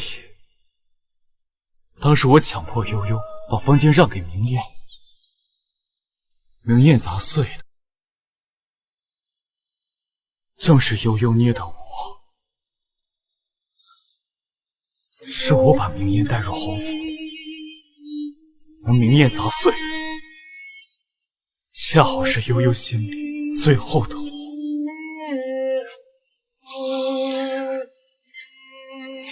江晚晴，你把悠悠带离侯府，没有父亲的庇护，她真的能过得好吗？竹外桃花3两枝。写的真好，悠悠。春天来了，悠悠，我们的好日子也要来了。娘亲，我写累了，我想去小院子里玩一会儿。好呀，那娘亲陪你一起去玩，好不好？走了，我们要去玩最好玩的小皮球了。我以为离开侯府的日子会步步为营，艰难生存，可我没想到，原来再也不用替别人操心家里的事，只在乎自己和孩子的生活，是多么爽！我再也不用整日看萧景琰的脸色，不用担心自己的一言一行是否会惹他生气，换来他对我和悠悠的嫌弃。我在这儿呢，真厉害！在郑国公府，我是金尊玉贵的嫡女，悠悠也能享受各方面的惠顾。我再也不用起早贪黑替萧景琰奉上茶水，也不用彻夜不眠等他回家来我房住。原来离开真的这么痛快。悠悠，娘亲，离开侯府居然这么开心，早知道早点就离开他了。你看你都玩出小花猫了。萧景琰以前不允许悠悠玩这些，认为他自己丢了人。现在，我只希望悠悠能平安快乐的成长。侯爷，侯爷，不好了！夫人之前的闺中好友，就是皇上特封的那位郡主大人，要来侯府探望夫人。那还愣着干嘛？赶紧去请夫人！这些，我看你还有什么借口不回侯府？那个，让夫人把悠悠也带回来。这见郡主毕竟是个大事。回来之后呢，让她先见我。可奴才已经派人去过了，夫人说，他既然与您和离，就不再是侯府之人，侯府之事也与他无关。什么和离？我同意了吗？他不就是想看我会不会低头求他？这就亲自去请我。我才是这个家的主子，我让你给我当狗就得当。可是以前悠悠少爷从来不会这样。谁允许你叫他少爷？他只是条被爹爹赶出去的野狗。明艳，他果然心里还是有我的，嘴上不饶人，这不还是忍不住过来关心明艳了吗？爹爹，明艳，你刚才在说什么？我说悠悠是条被赶出去的野狗，它根本就不属于侯府，还是我爹爹。谁叫你这么说的？本来就没人教，你本来就是我爹爹。悠悠的房子、他的地位，还有他的爹爹，都应该是我和娘亲的。我让你再说，让你再说。爹爹，你放开我，你闹疼我了。萧郎，萧郎，萧郎，放手！明艳，萧郎，明艳她还小，她还是个孩子，我求你不能这么对她。又是这一套，这孩子给我惹出的麻烦还少吗？萧郎，明艳她还小，她什么都不懂的，无论她做错了什么，都应该由我这个母亲来替她担着。你替她担着？你确实应该替她担着。她能明目张胆地说出这种话，是不是都是你教的？萧郎，当初的入寺仪式是你让明艳前去来顶替悠悠的位置的，这些事情整个侯府上下人尽皆知的。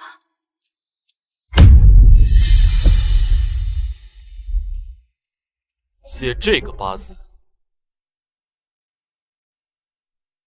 就把它脱下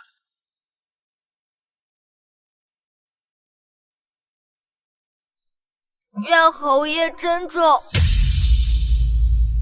所以那天悠悠那么懂事的叫我侯爷，我这个亲生父亲居然还暗暗窃喜，觉得是孩子足够懂事。萧郎，你心里有什么气，无论怎么冲我发都可以，但明艳她还小，她什么都不懂的，你就不能多给她一点温暖和爱吗？萧郎，萧郎，娘亲，为什么爹爹对我的态度忽然变了？他以前从来不会这么跟我讲话的。我平时是怎么跟你说的啊？我让你多哄着他点，别让他生气。你都当耳旁风了是不是？可你说过爹爹有钱，还有很多人巴结，有他在就没人敢欺负我。你还有脸说这些？我跟没跟你说过，他就是我们母子俩的摇钱树，让我们母子俩抱紧了他的大腿，这辈子都吃喝不愁了。你告诉我，你都做了什么？我就是按照你说的那样去做的。你现在还舔着脸跟我喊冤枉？要不是因为你把他送给他小叔的贺礼给我弄坏了，我们俩现在的日子能过得这么惨吗？做戏你都学不会，养你的废米！走，跟我回去。如果见到江晚清，我一定要跟他说清楚，我都是被苏梦瑶给蒙蔽的。江晚清，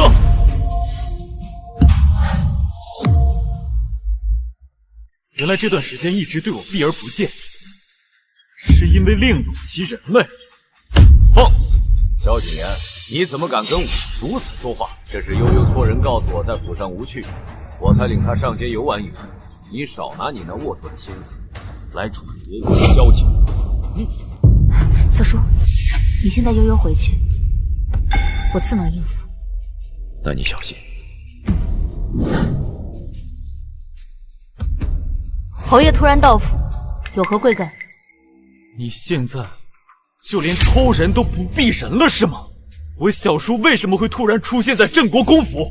是不是你勾搭了他？你是听不明白吗？是悠悠喊他来的，不会说话就把嘴闭上。你心虚了，你这么快就找了新欢，你还真是土样的。萧景琰，你疯了吧？还不承认？那是我小叔，他曾经喜欢你那么久，你别以为我不知道，你真当我是傻子呀？是又怎么样？凭什么你可以大庭广众把青梅竹马领回家，把他的儿子入族谱，当做亲生儿子来养？我为什么不能另寻家婿？亏我还觉得之前的事情我也有责任，今天特意来看你和悠悠，没想到你给我送了一份这么大的礼。侯爷说完了吗？没别的事情了吧？走，跟我回去。我不回去。江晚清，我这是在给你机会。机会？萧景琰，我和悠悠给过你7年的机会，你可曾珍惜过我们？我们之间的情分就到这儿，请你自重。江晚清，你还要闹多久？这些天我已经让无数人上门给你道歉了，我亲自来，被你那丫鬟小店一通排挤，你不就想看我低头的狼狈样子？也该够了吧？我说什么他听不懂吗？怎不知我当初是怎么瞧上这个无心无脑之人？你说你自己胡闹也就算了，你还要带上悠悠，你知不知道悠悠是我们萧家唯一？萧家的什么？入祀仪式上发生什么，你当我们都忘了吗？要不是我始终陪在悠悠身边，又有镇国公府给我们撑腰，一个当众被人剥夺嫡子身份的孩子要受多少人的非议，你想过吗？我不带走他，我让他守在一个不认他、不允许他喊爹爹的外人过一辈子吗？我知道之前的事情对你和悠悠有影响，但我们自己家的事可以回家再议啊。不回去，萧景琰，那是你的家，不是我和悠悠的家。你心里哪怕有一天把我和悠悠当做家人吗？你之前怎么对他的？你对他的所作所为，你知道会给他留下多少阴影吗？他现在对你已经失望透了。我儿子因为你受的委屈，要用一生来治疗。如果你不想让他痛苦一辈子，就请离他远一些。我之前会那么对他，还不是因为你？要不是你之前苦心算计，我能对一个孩子有那么大的怨气啊？萧景琰，悠悠是你的亲生儿子，你答应他参加入祀仪式，又亲手给他送来了嫡子冠服，可最后呢？那牌位上写的是苏梦瑶他儿子的八字，你让一个外人替他成为侯府嫡子，你让悠悠怎么想？萧景琰，苏梦瑶进府之前，我还能替你解释遮掩，可是你当众做这个决定，你让悠悠怎么想？他不是没有心，他听得懂，他不是你养的小猫小狗。可是不管怎么样，都是我们家的私事，关起门来怎么解决都好。可现在你为什么要让一个外人我小叔掺和进来？这什么意思呀？我们家，萧景琰，你已经彻底失去我们母子了。我们跟你没有家，你不配。江晚清，我这是在通知，不是在跟你商量。我知道，说难听点，不过是命令罢了。这么多年，你对我有过别的态度，我早就习惯了。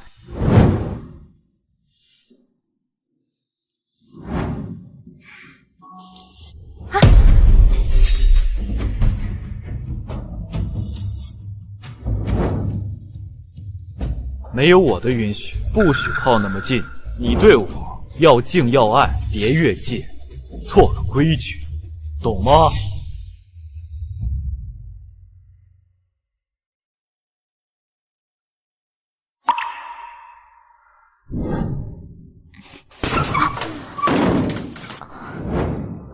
侯爷回来了，别碰我！快喝碗醒酒汤吧。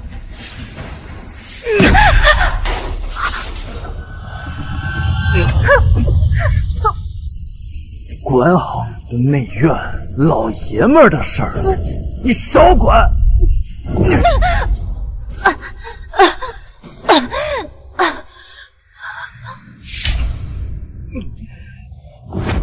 萧景言，你到底把我当什么？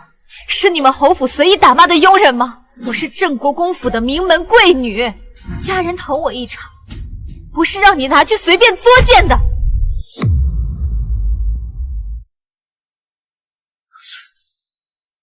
你一个人带着孩子回娘家，这像什么样子？要是没有我的帮衬，你会过得很辛苦。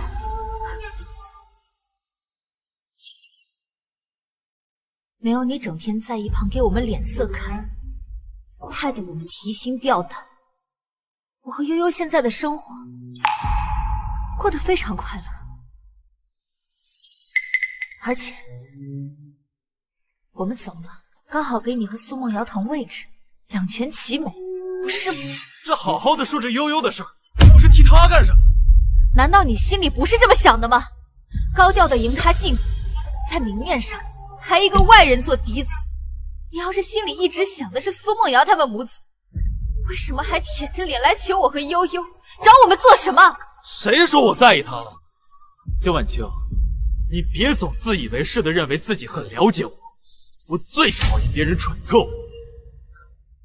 从今以后都不会了，你尽情的去喜欢你的苏梦瑶，和他们母子和和美美的过日子，跟我和悠悠没有关系。我什么时候说过要跟他们过日子？你的教养就是教你这么跟夫君说话的吗？我们已经和离了。我不同意。萧景言，你明明倾慕于苏梦瑶，我已经给你们腾地方了，你为什么就是不肯放过我呢？还是说你想赶纳我为妻，故意恶心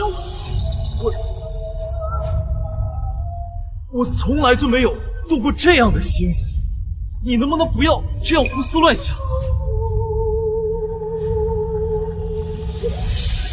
江文清，你能不能不要挑战我的耐心？最后再跟你说一次，带着悠悠回家。我不回去。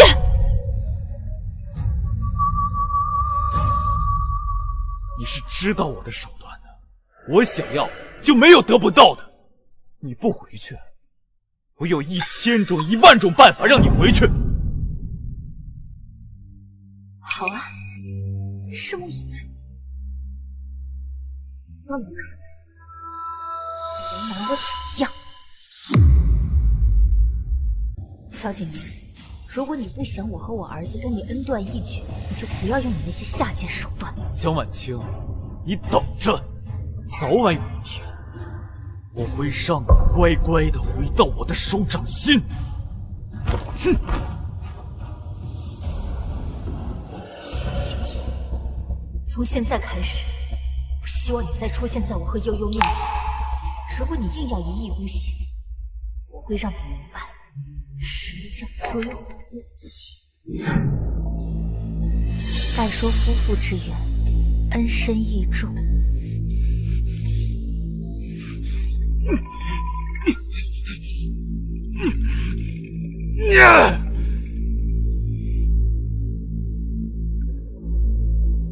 何离，你做梦！萧晚清，你这辈子都别想逃离我的手掌心！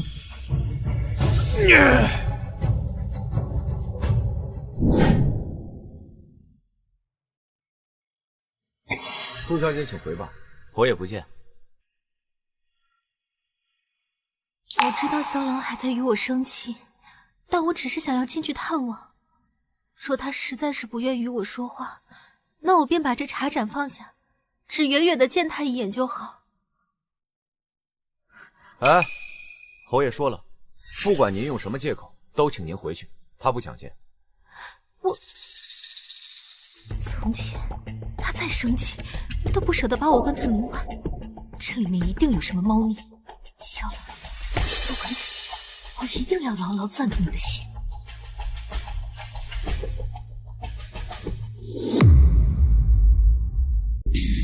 你说什么？他去了郑国公府，巴巴的去见江婉清了。奴婢亲眼所见，不敢扯谎。我就说，他怎么突然对我这么冷淡？又是江婉清那个小贱人！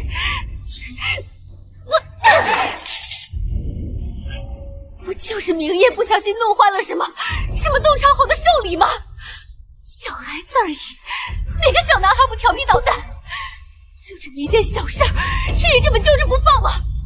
还有那个江婉清，那个空子就这么钻进来了。这个贱人，那个贱人！夫人，依奴婢看，其实侯爷心中未必是对江夫人念念不忘。在侯爷的心里啊，之前没把您迎进门的时候，他不就是经常背着江夫人偷偷出去找您吗？而且江夫人难产那日，侯爷本来是要去看您的，所以啊，在侯爷的心里，江夫人的地位并不比您高贵，而是眼睛盯着这个，心里啊却想着另一个罢了。你现在跟我说这些有什么用？他现在连面都不愿意见我，现在出了这样的事，我能怎么办？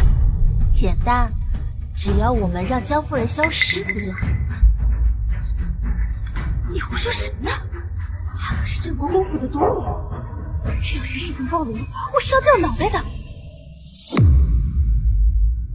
简单，只要我们让江夫人消失不就好了？你胡说什么呢？她可是郑国公府的独女，这要是事情暴露了，我是要掉脑袋的。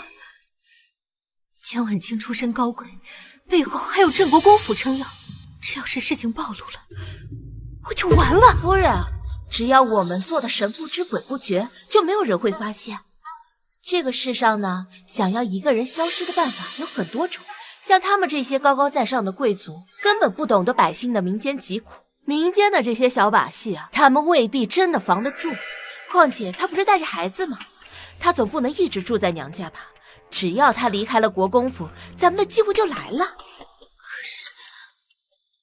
可是我也并非独身一人，我还有明艳。夫人，这些年难道您受的苦难道还不够多吗？如今好不容易嫁进了侯府，难不成您就要眼睁睁的看着到手的泼天富贵就这么啪的没了？您真的甘心吗？不，我不能心软，我绝对不能心软。当初在醉仙楼以色侍人的日子，我一天都不想再过了。这就对了嘛，夫人。凭什么因为她身份高贵，嫁进侯府就被人说是门当户对，而您嫁进去就被说成是痴心妄想？这些年，咱们女人啊，地位是靠自己争取的。况且你已经拿捏了跟侯爷的青梅竹马之情，就更应该好好把握。我就算是不为自己考虑，也应该为明艳的将来打算。这就对了嘛，夫人。当初要不是江夫人横在你和王爷之间，那你早就成为了整个侯府的当家主母。所以，咱们要尽快履行计划。没错，你说的对，我们要抓紧时间，快，马上就去准备我们需要的东西。记住，千万别惊动萧朗那边。不必明白。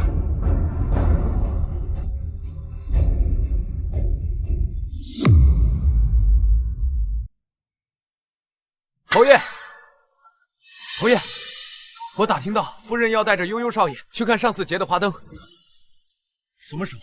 就现在，即刻就要启程了。那你还愣着干嘛？赶紧套车，我也要去。侯爷，侯爷，侯爷不好了，苏夫人自尽了。什么？走。啊，侯爷，不套车去找夫人了吗？人命关天。再说，江婉清那边又没什么要紧的事，换个时间去也不迟。带路。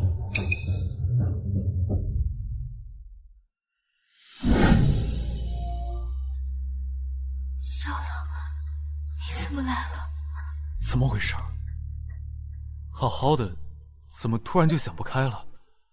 小狼，我知道是我留在侯府碍眼，也是我搅得你家宅不宁，可我真的不是故意的。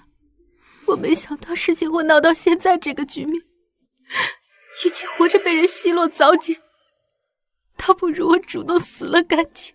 你瞎说什么呢？侯爷，其实也不怪我们夫人胡思乱想。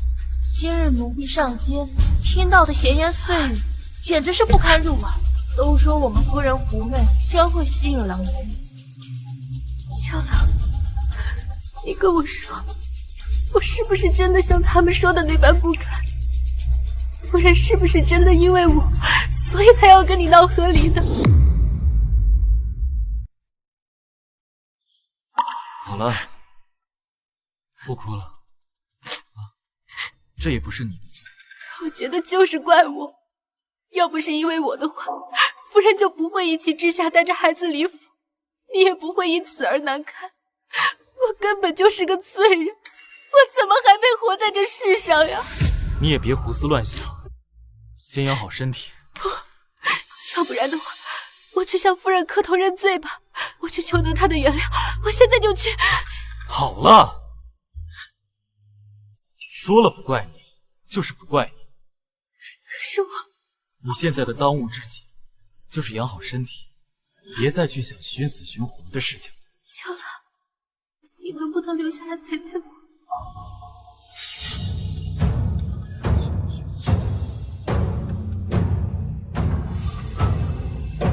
什么？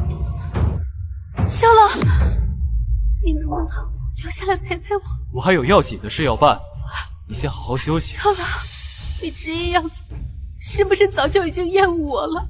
我会找郎中给你好好医治的，别那么不懂事儿。小狼，小狼，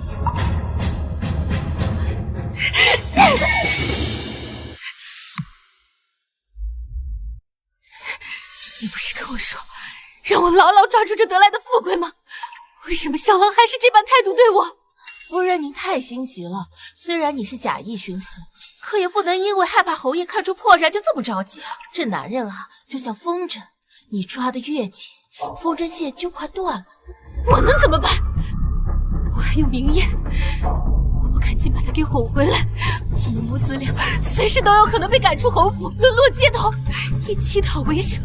哎呀，夫人，这明夜少爷又不是侯爷亲生的，他都能当成自己的孩子，有这份情谊在，您还怕什么呀？可是他迟迟不肯给我一个名分，最近还屡屡冷落我，我不是他最割舍不下的青梅竹马吗？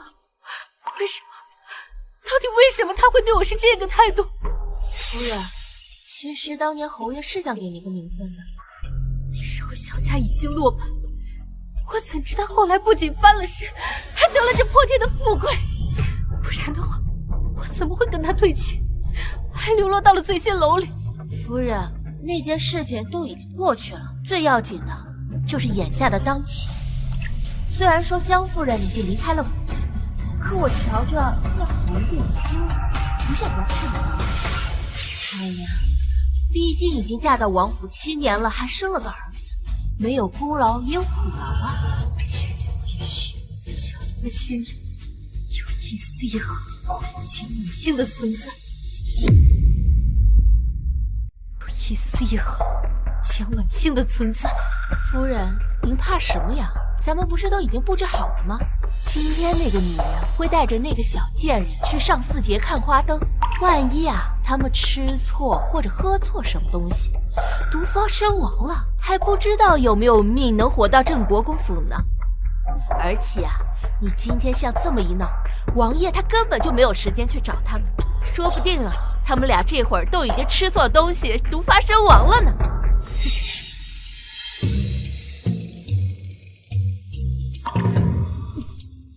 什么怪味啊？这是你之前最喜欢的大枣花茶。以前喜欢的，现在不喜欢了。那来尝尝这个上4节特供的甜马软膏。来，悠悠。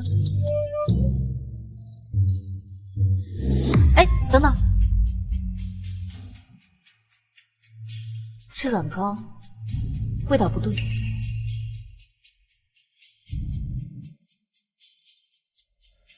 银针发黑了，有毒！谁这么大胆，竟然敢投毒？来人！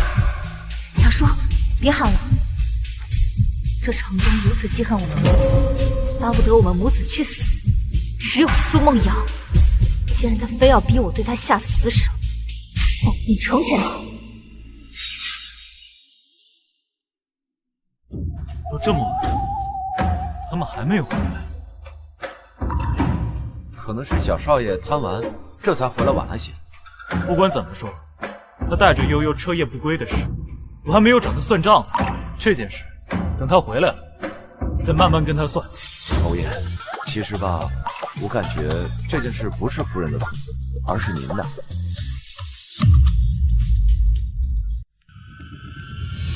你如今是长本事了，现在连我也敢编排起来了。侯爷，您看您说两句话就急，您这么凶，夫人还敢跟您对家呀？那是因为他知道那是他的错。他现在跟我闹，不就是想让我低三下四，一遍一遍去求他吗？侯爷，夫人不是这样的人，您比我们都清楚。夫人不是苏小姐那样爱哭爱闹爱撒娇的，她有什么事都习惯自己扛，能靠自己的绝不麻烦别人。正是因为如此，才里外里帮您省了不少麻烦。侯爷，就算您不跟别人说，奴才也能看得出来，在您心里早就已经开始在意夫人了吧？你不要乱说，你从哪里看出来？侯爷，不识庐山真面目，只缘身在此山中啊！奴才从小就跟着你。当初苏小姐跟您说的海誓山盟，可咱小姐遭难，她头也不回的就跑了。现在知道咱小姐东山再起，又成了当朝的新贵，她又恰巧出现，天下哪有这么巧的事？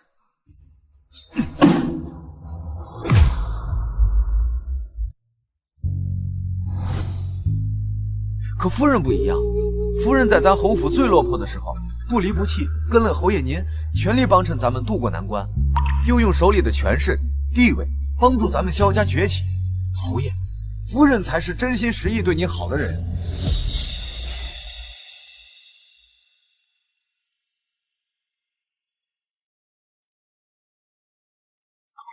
没事的，有我呢。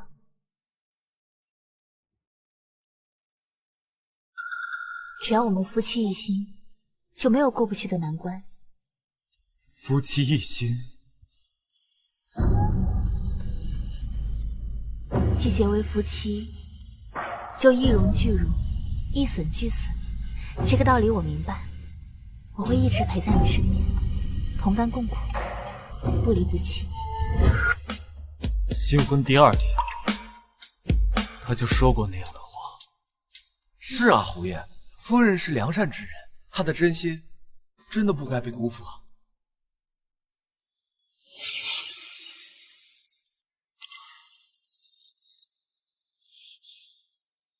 婉晴，有话进去说。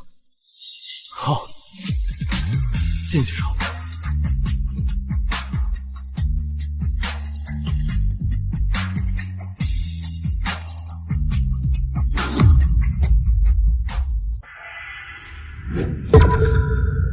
婉晴，侯爷今日频频登门，想必是仍有心结，不如今日一并了结，往后一别两宽，互不相欠。你许我进来，就是同我说这个？不然呢？你觉得我们之间还有别的可说的吗？我知道你还在为苏梦瑶的事情生气，我向你保证，只要你回去，我以后再也不会与她见面。侯爷，事到如今，你还不知道自己错在何处吗？罢了，我不想再与你纠缠计较。和离书我已经派人送过来了，尽早签字吧。你真要同我和离？不然呢？我没时间同你开玩笑，尽快签字吧。我成全你与苏梦瑶。婉晴，我知道之前有些事情我做的不对，可如今我已经好声好气的向你道歉了，你不能总揪着一件事情死活不放过我吧？所以呢，明明是你的错，怎么反倒成了我抓着不放？萧景琰，你可笑不可笑？你无妨，送你的和离书，你既然视而不见，那我便现场再写一份，我们就此一过。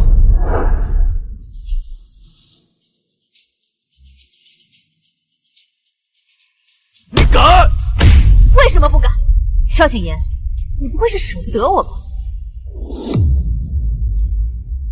你舍不得我，还是说你突然发现你爱上我了？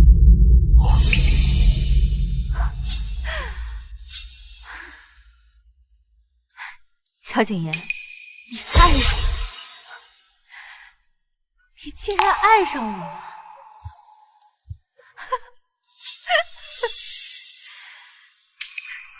别碰我！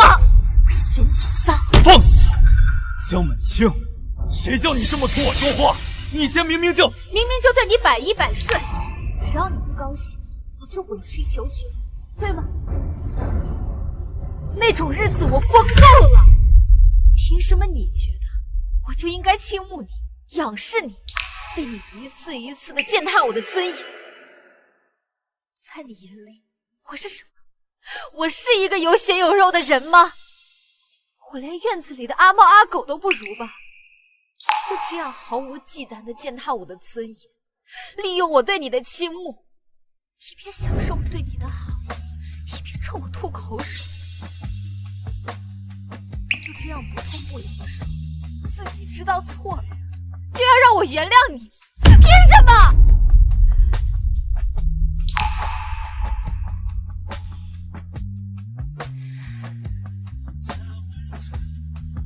和离书上我已经写得很清楚，从此我再也不会倾慕于你。可是悠悠呢？他的未来你怎么打算？跟你没有关系，他不会跟你走。是吗？那你这算盘就打错了。他是我儿子，我会派人把他接走。你要是不回来，就永远别想见他。你敢？他是我的亲生儿子，是侯府名正言顺的嫡子。他不是，他不是忘了，他在8岁生辰那日，已经永远被剥夺这层身份。我会重新给他办，而且会当着整个家族的面，为他风风光光的办一场典礼。只要我想，他要什么，我都能给他。我也能。你以为你们侯府真的家大业大，跟我们郑国公府，你们萧家差远了。在你心里，从来没有把他当做亲生儿子对待，你现在又在这搞虚，给谁看的？给谁看都无所谓。我只想向天下人说，悠悠是我萧家血脉，这是你这辈子都无法掩盖的真相。真卑鄙！江晚清，你可得想清楚，儿子会不会永远离开你这个自己掂量着办。你做梦！别碰我娘亲！我没有你这样没良心的爹，我心里只有娘亲一人。你悠悠没事啊？娘亲，别难过，悠悠会照顾好自己，并且悠悠会永远站在你这里，你就和他离，我支持你。小兔崽子，认不认我，这根本不是你说了算。我早晚会长大，早晚会保护好娘亲，而你所做的这一切会付出代价。你好，我跟你走，但是我有条件。你说。一，我不管府里的事、家里的事，我大事小事我都不管，我跟你回去，但是悠悠留下。不行。怎么，侯爷这么着急拒绝，是心虚吗？待我日子过得好一些，我自然会接悠悠回去。可是，这要看你的表现。好，我答应你。二，我不许苏梦瑶毫无理由的踏进我房间半步，若我发现他要害我，我会毫不留情的取他性命，绝不手软。没问题，我会告诉你，让他恪守规矩。3，既然不合，萧家家产分我1半，签字画押绝不抵赖。跟我回去，立马就签。没问题，走吧。悠悠，娘亲跟侯爷回去待上一阵，等过些时日再来接你回去。不能不回去吗？有些事情啊，总是要处理干净。与其纠缠不清，深受其苦，不如抽刀断水，来得痛快。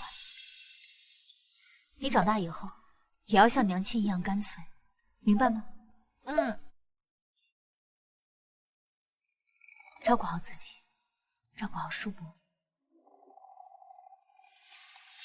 待我收拾一下，完事跟你回去。生气也罢，怨我总比不跟我回去，心里没我，忘了我好。好，我等你。小姐，是你硬要要挟我回去，那我就连带着你和苏梦瑶一并收拾。我只希望你永远不会后悔今天的决定。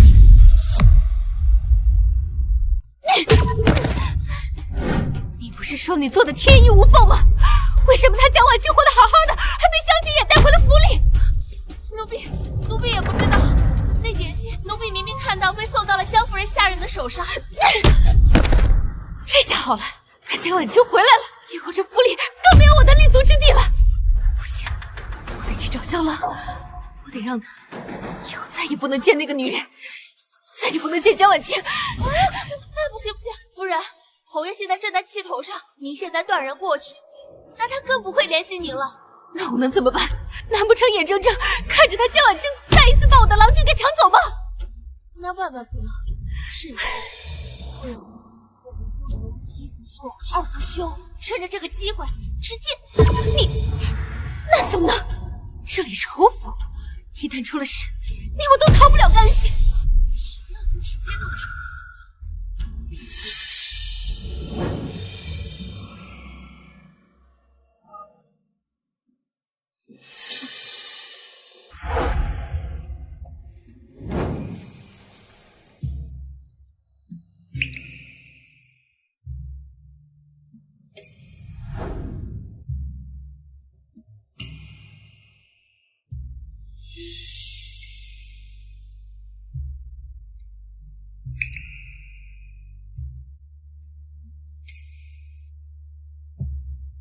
我又回到了萧景琰身边，看他每天处理公务，在适当的时间奉上一碗茶饮，一切就好像回到了从前。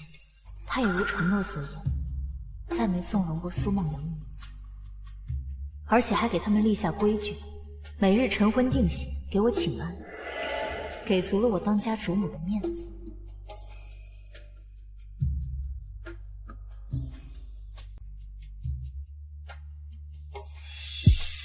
只有我知道，狗改不了吃屎，破镜怎么能重圆？萧景琰，你我之间缘分已经尽。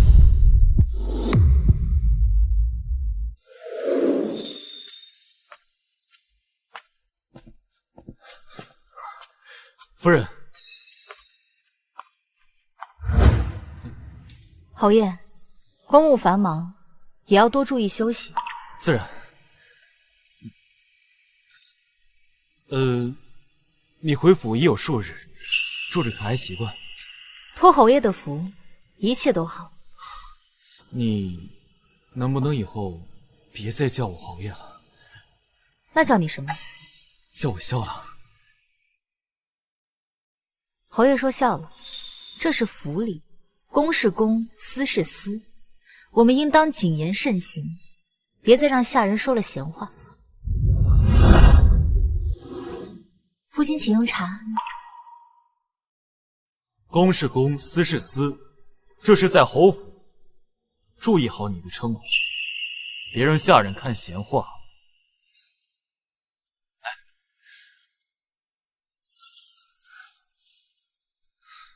这是我为你准备的糕点，程程。侯爷，如果苏梦瑶想杀我，你会怎么做？怎么会？阿瑶她那么柔弱的一个女子，她怎么敢？我就知道你会这么说。婉清，我已经特别嘱咐过她，你是我娶回来的正头娘子，她要敬你、爱你，侍奉你如当家主母。她也向我发过毒誓，绝对不会再冒犯你。所以，你能不能改变一下心里面对她的成见？果然，有些话多说无益。侯爷，若无其他事，我先告退了。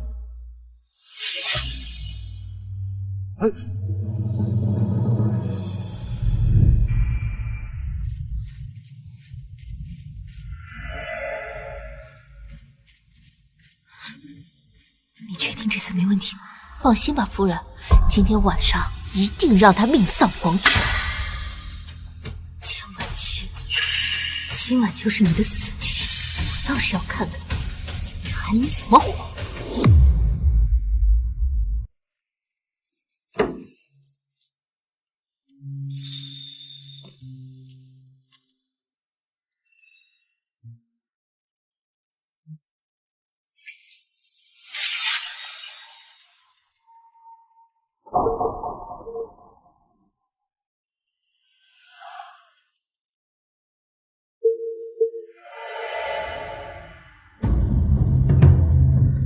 终于等到苏梦瑶再次对我动手这天，也是时候送你们两人的上路。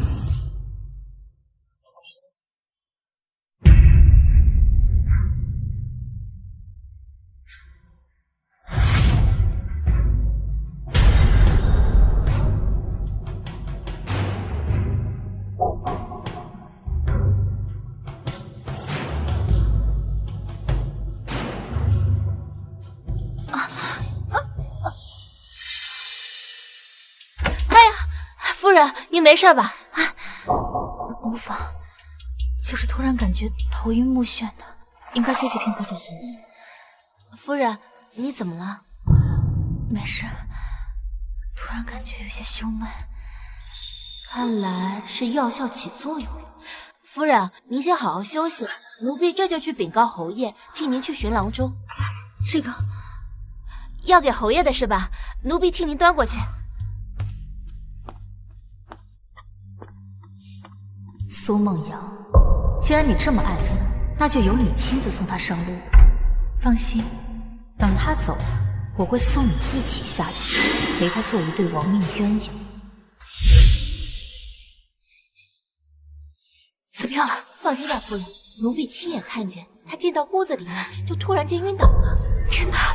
而且啊，这种药无色无味，不出半个时辰，她必死无疑。对了，这是她给侯爷准备的糕点。你现在赶紧去稳住他，千万不要让他看出端倪。江婉清，等你死了，我便是这侯府的主母，怪就只能怪你挡了我的路，要不然的话，你也不会死得这么可怜。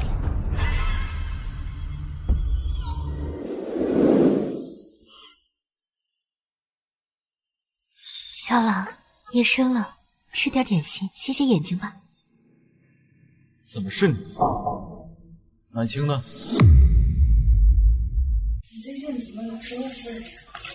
之前我伺候的不好，可以再疏远我。婉清她刚刚回府，我多照顾点她也是应该的。萧朗，自从夫人回府之后，你就一次都没来看过我，你是不是还在介怀上次我犯的错？我不求能够跟夫人平起平坐，只求在府里你有个容身之所就好。大师姐，住下。夏兰，就算你此刻不想见我，我想吃下我这一点心。这是你准备的？不对，我嘱咐过婉清，让她来准备，晚上好跟她一块上。许是我跟萧朗心意相通，猜到了。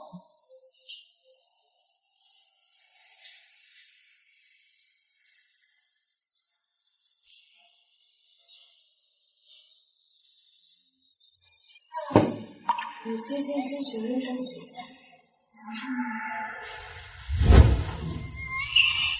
回来再听。小王，你最近都不来我房里看我对你甚是想念，你能不能再多陪我一天？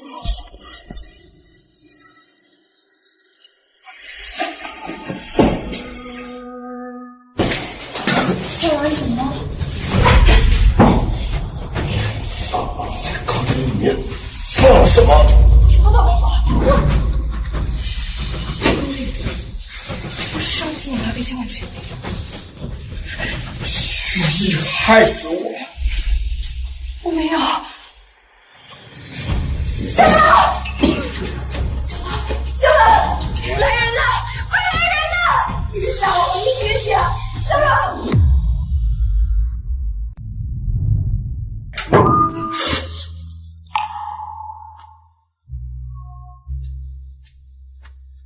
夫人，您来了。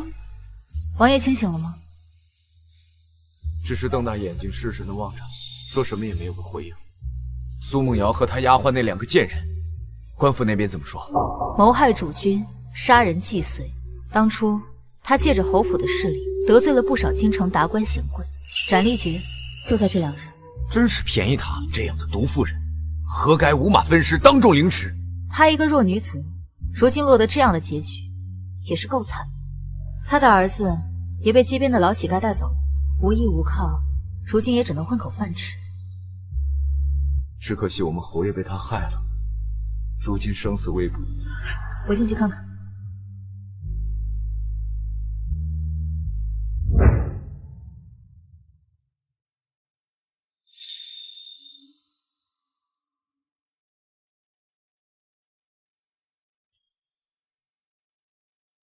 刚才我和他说的话，你都听见了？被深信的人背后捅刀子的感觉怎么样？如果当初你没有大闹入寺一事，欺负我和儿子，还怪我们命贱，如今你也不会落到这样的下场。只是你只痛苦了7日，我们却痛苦了7年。当初我说苏梦瑶想杀我，你不信。如今亲身经历了，受尽百般折磨，总该安息。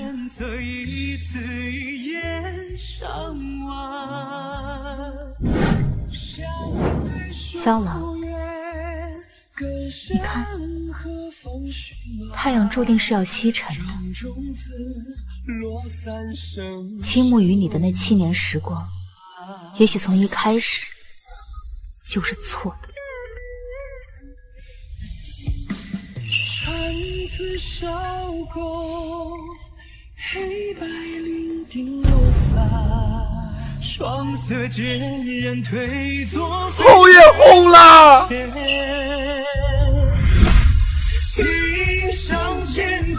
萧景琰不愿与我和离，家产赠与，另一半过儿子悠悠，有了这笔钱，可以尽情享受生活。我再也不用窝在这黑沉沉的院子里，去当一个合格的侯爵夫人。接下来我的生活只属于我自己。